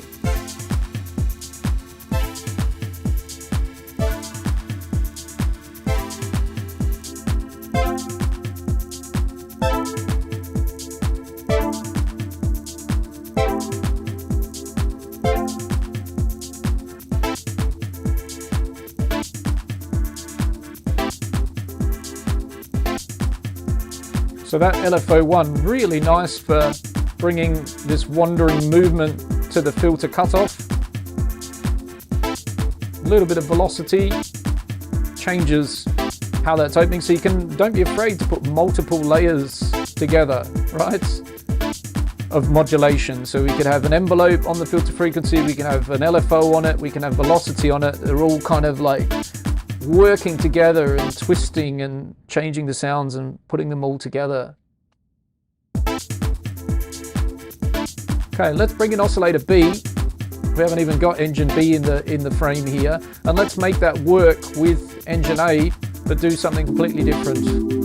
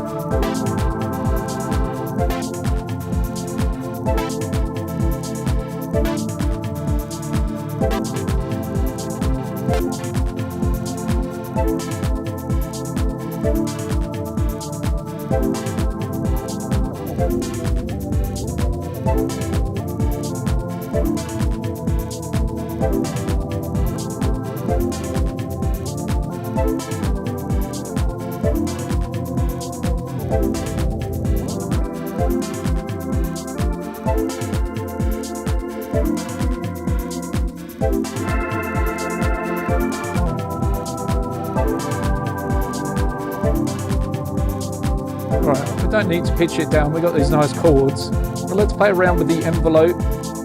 Just got to remind myself of the ADSR of engine A.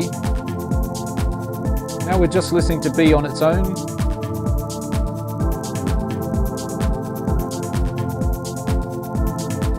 So let's make A a kind of more pluckier, kind of different engine that moves around, and let's make B a more sort of slow moving kind of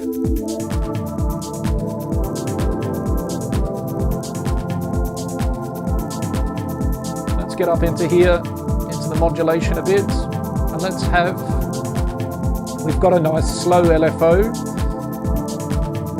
in B. Let's put that on the filter.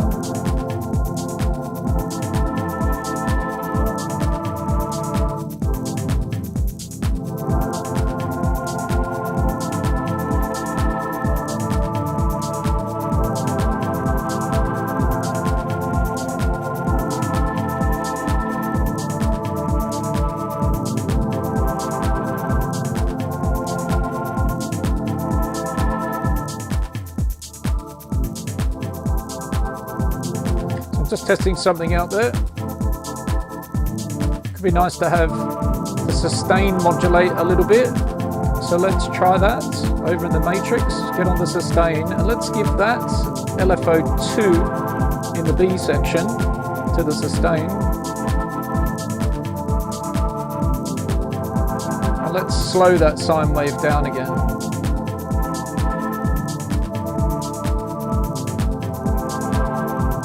So it's slowly moving our sustain around a bit.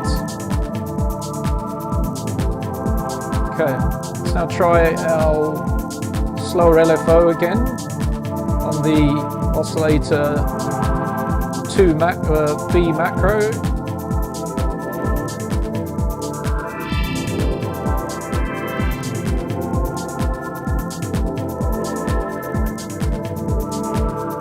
Nice, no effects, no reverbs, no delays. Let's put engine A in.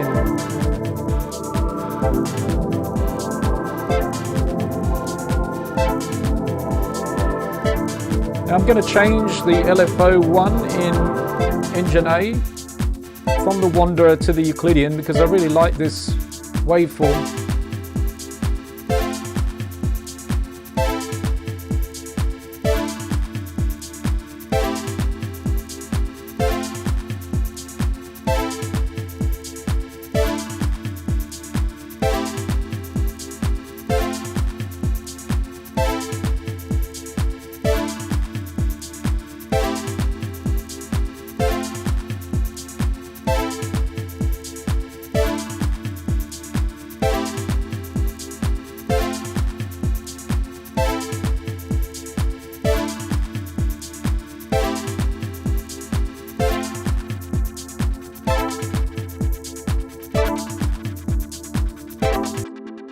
So now you can hear this kind of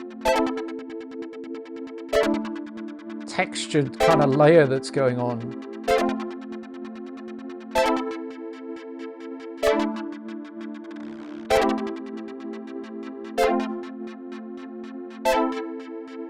Nice, right?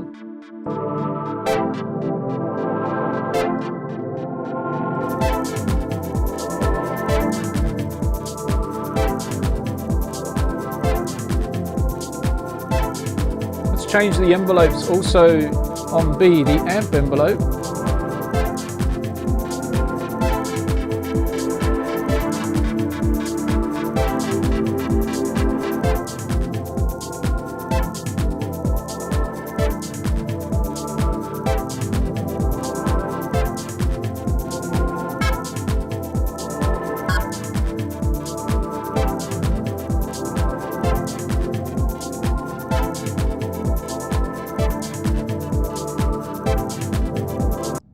Right, so it's kind of, you know, this is the kind of fun part. I mean, I'm 1 hour and 30 minutes in, I'm still on the same chords and the same patch, but I've gone through this very slowly, trying to really thoroughly kind of dig into all the sections. Whether it's a great sound or not is always subjective, but it has a lot of movement, a lot of depth, a lot of kind of interest to it. And as I've spoken about in previous streams, if you're listening to that and you weren't looking at this and you weren't aware of what's going on, I feel you would be imagining potentially it's more than one track that's going on and more than one instrument, and that's kind of the fun part, or the part that you can really do in developing these patches with all of this modulation. Is we've got this rhythmical engine A, and then we've got B kind of playing the chords back like we imagine them a bit.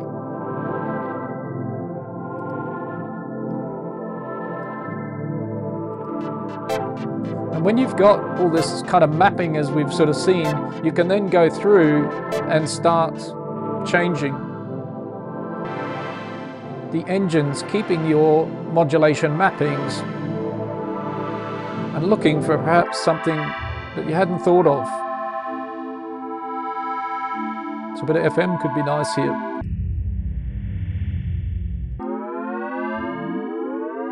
Okay, that's pretty wild.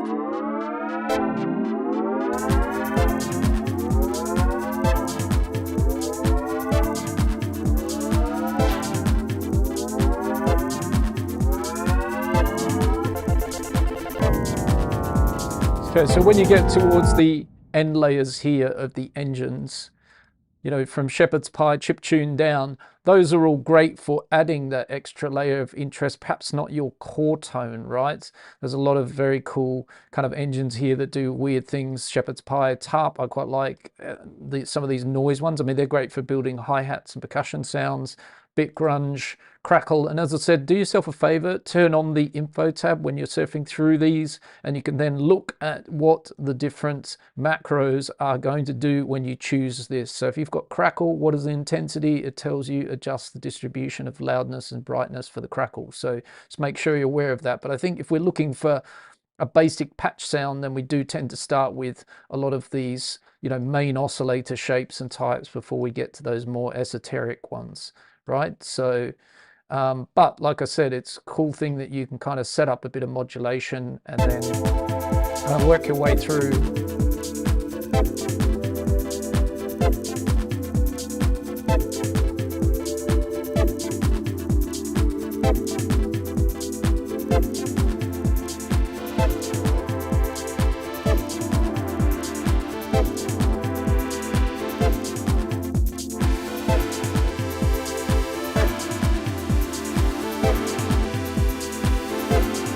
So let's do something here where we go a little bit kind of all kind of out there with it. What we could do, because again, Meld's kind of interesting, we could work with it with other options. And one of those options that we can do here, which is actually an interesting one, just for a complete sound design kind of weirdness, is you can pretty much automate a lot of things to happen. So you could go through the clip here and we could go into the envelopes. And let's say we click on something here like the filter type.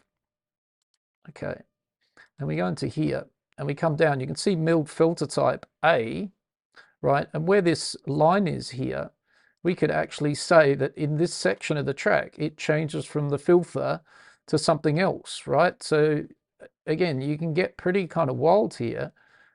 So we could have it go from the filter to the phaser and then to the 12 dB high cut.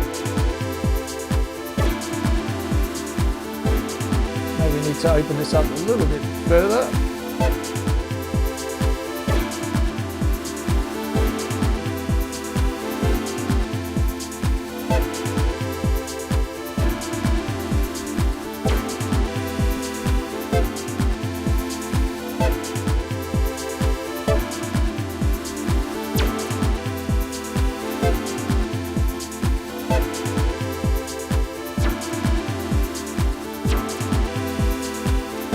So what it's doing here in this automation is it's moving through different filter types across the chords, which is pretty kind of cool. So that's sort of something thinking out the box there, getting creative. So we could automate the filter types.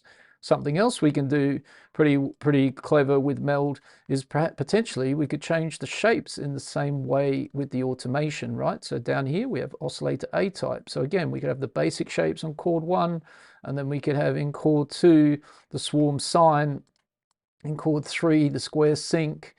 So lots of kind of pretty cool possibilities there. So now every chord here has its own synth engine.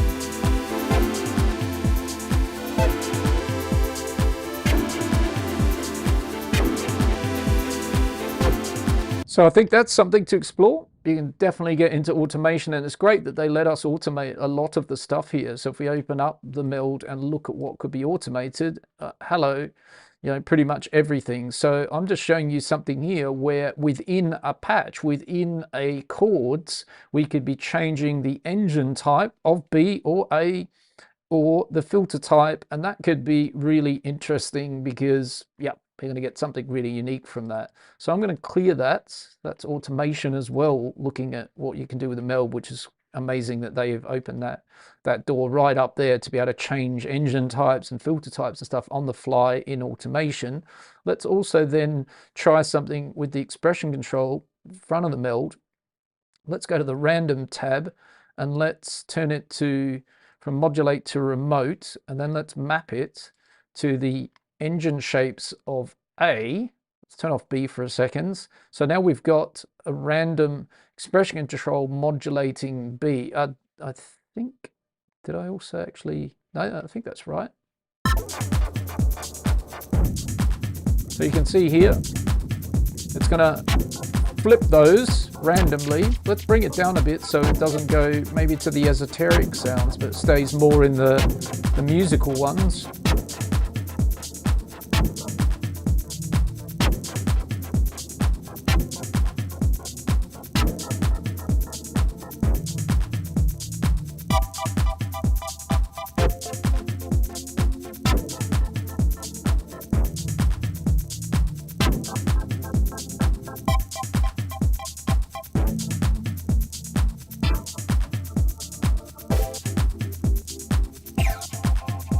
Pretty cool, right? And maybe we could do another random.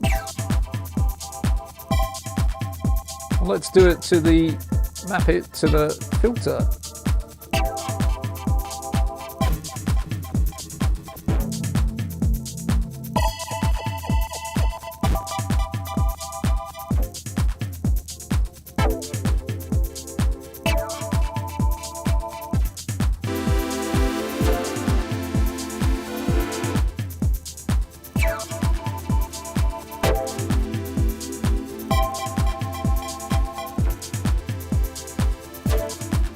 So you could have a lot of fun with that, right? It's basically telling me that because I could automate both of those things, I can actually take it over with something like the expression control and randomize the different engine types as well as the filter types, which is what's going on just on engine A here.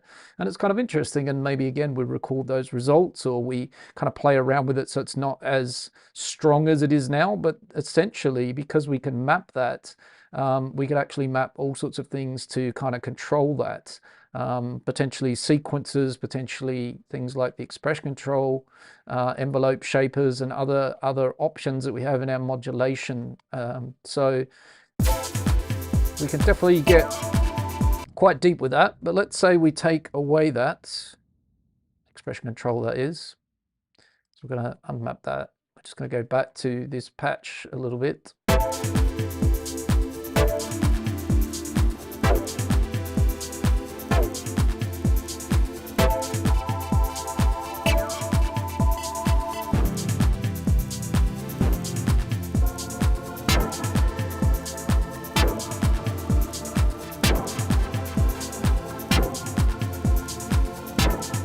Just tone down that velocity of it and also the envelope of that. So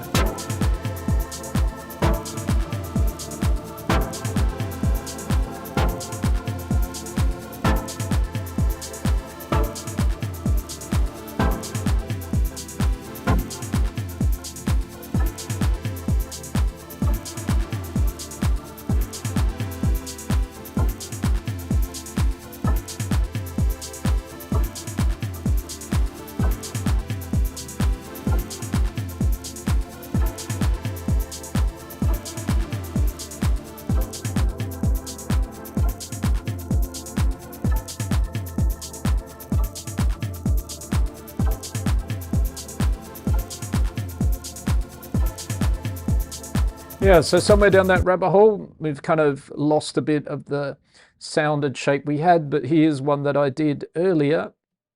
Let's put that in. And I'll just move the chords over as well.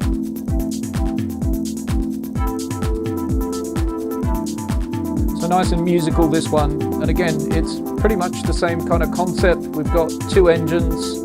we've got some nice kind of mapping and modulation going on between the Euclidean LFO I'm using here and the amp and the modulation envelope. So nice. I think, you know, as I said, this other one, I've kind of gone a bit far with that last bits of mapping and stuff I've done, and we've kind of lost the sort of core sound of it a little bit. But as you can see on this one here, it's a little bit more toned down, but again, it's quite unique. So if we turn off, it's the same, following the same concept. The oscillator B, it's a nice gentle moving one, and A has the rhythmical side to it. So let's see if we can grab another Meld. And let's try and make another quick patch over here. Let's break these chords into an arc perhaps.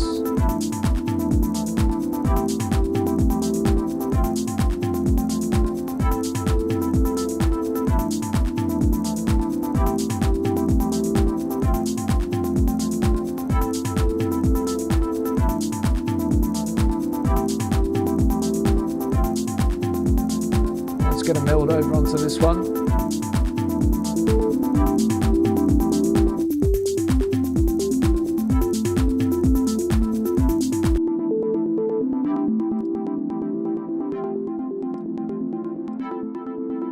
So this could be a bass, or it could be a nice pretty melody like it is at the moment, arpeggiating the chords that I had.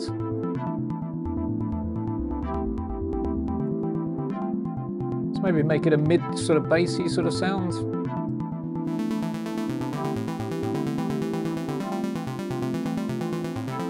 Turn it into a saw. Make sure that we get a bit of spread into our sound.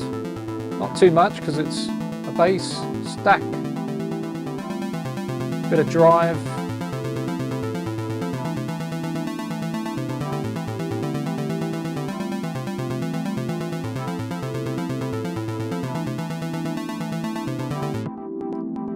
Bring the filter right down, and then let's similarly, we should already have all the velocity change we do. Let's have a bit of velocity first on the filter cutoff,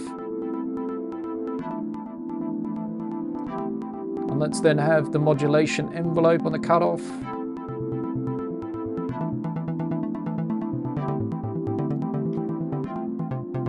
Bit of Q on the filter.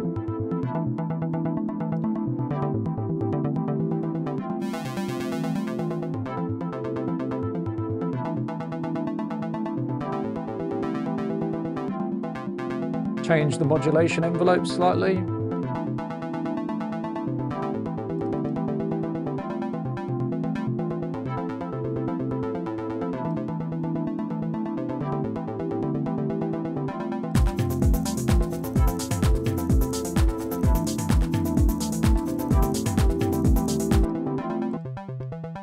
So maybe on the second oscillator here, we'll get one of these kind of noise ones. But I think the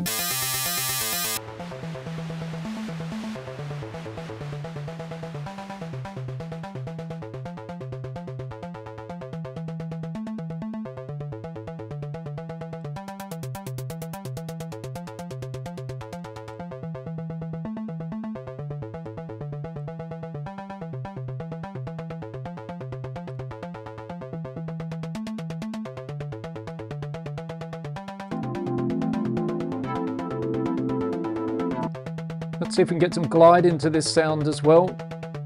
Let's try it on engine A.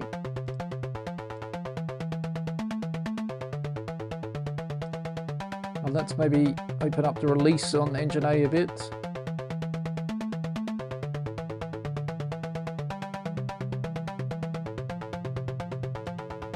Nice.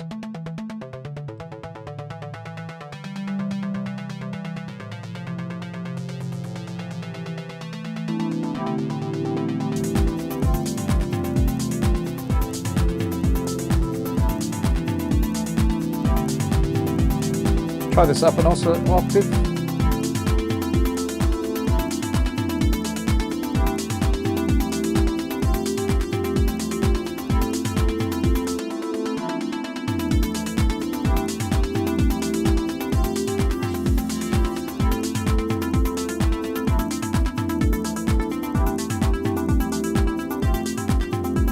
So you can see with this sound, I haven't as yet made it scale aware. So you don't have to, but when we do, it does change the tuning just slightly.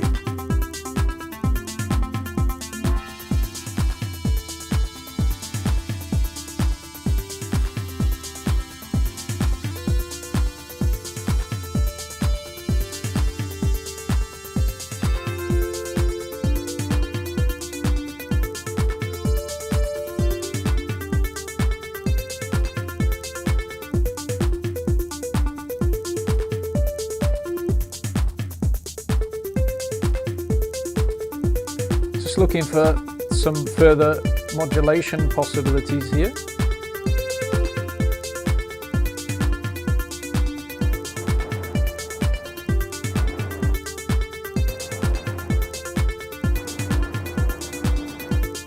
Let's have a bit of the decay on the amp, and let's maybe have that with an LFO.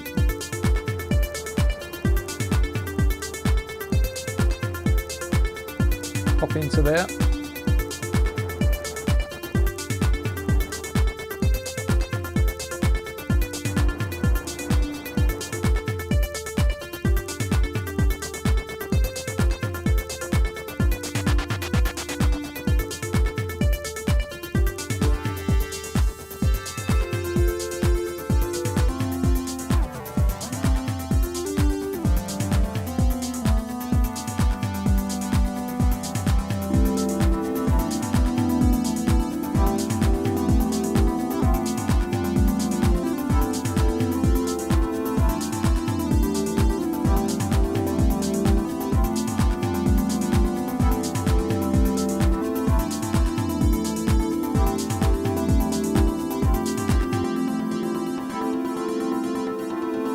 So let's just give this sounds a little bit of reverb. But essentially, I mean, the main thing here is, again, just to hear the patch and hear that, you know, Meld, it's capable of doing all sorts of sounds.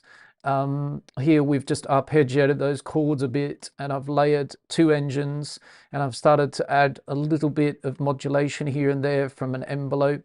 Not anything too crazy here. I think, as you can see, I spent quite a bit of time on those the first patches, sort of diving deeper into there.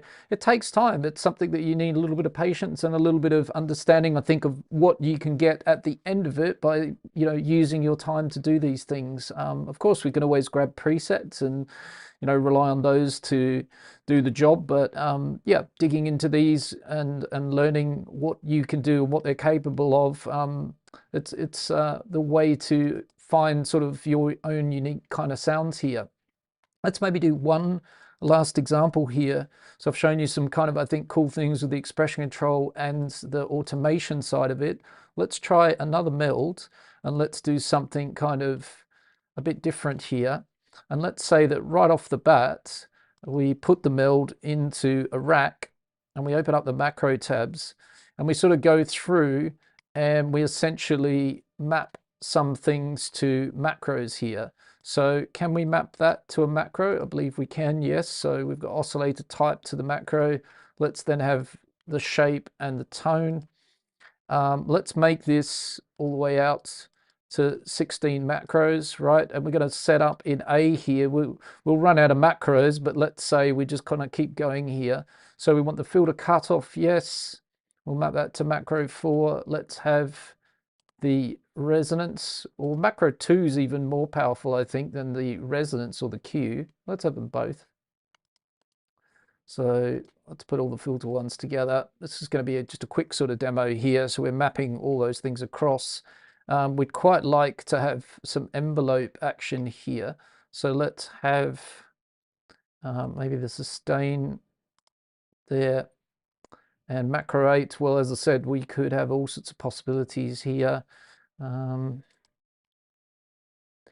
I don't think, yeah, I can't already go into there. So actually, let's undo that last one. Let's go into the LFOs. And let's have shape would be very interesting on here. And probably, so again, I'm just kind of doing a few different ones here. We might actually, let's go back even further. So we're going to maybe take macro 2 of the filter, and then we'll have LFO 1 shape to macro 6 rate and fold. Tricky thing with this is it will sound pretty cool, but we'd need to have some things that the LFO is going to be mapped to. But anyway, this is just a quick bit of an experiment here.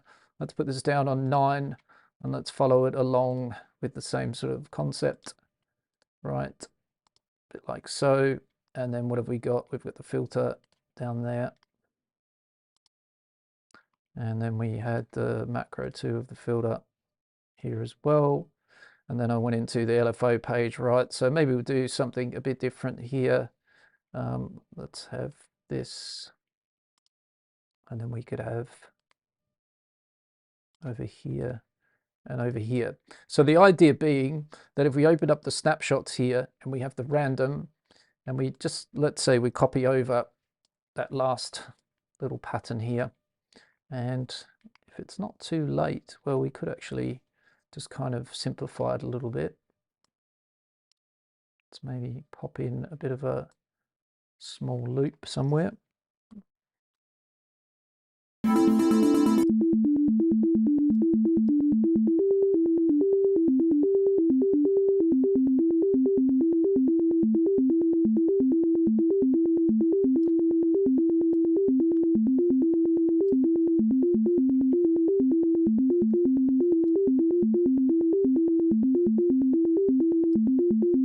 Okay, let's roll with something like that.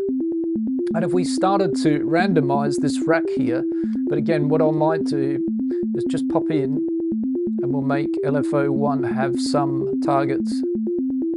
So let's just do sort of like 20% on the filter. We'll have the macro 2, 20.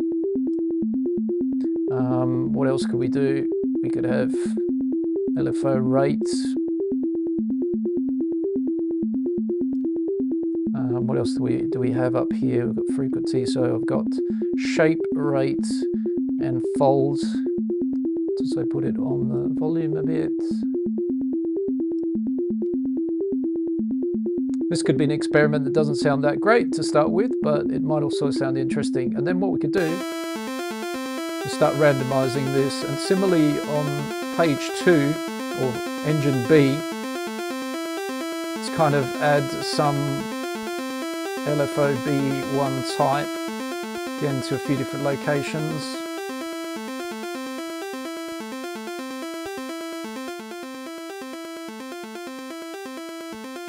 It's already sounding kind of interesting.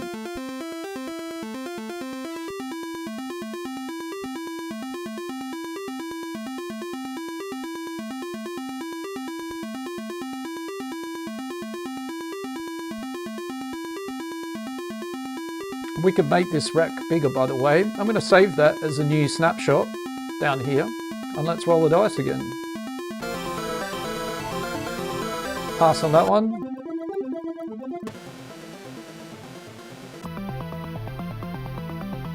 It's kind of interesting, so we might have that as well.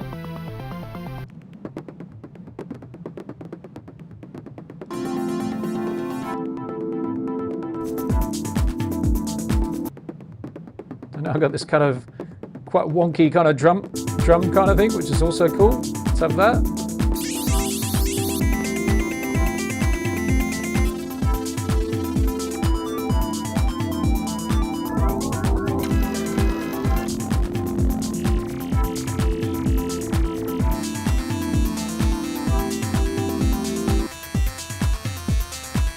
And of course, if you get something that you like that starts off kind of interesting here, you can then get in here and,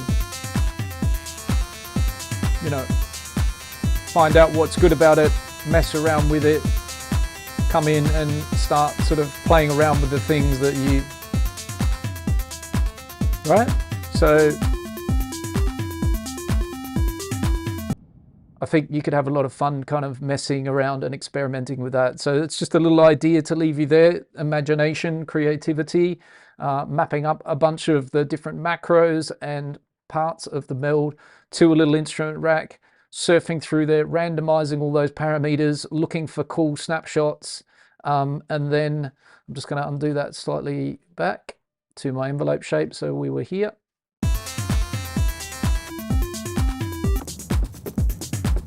I really like this one. I definitely work around with that. And interestingly, it's given me tarp and rain. I like that as a drum sound.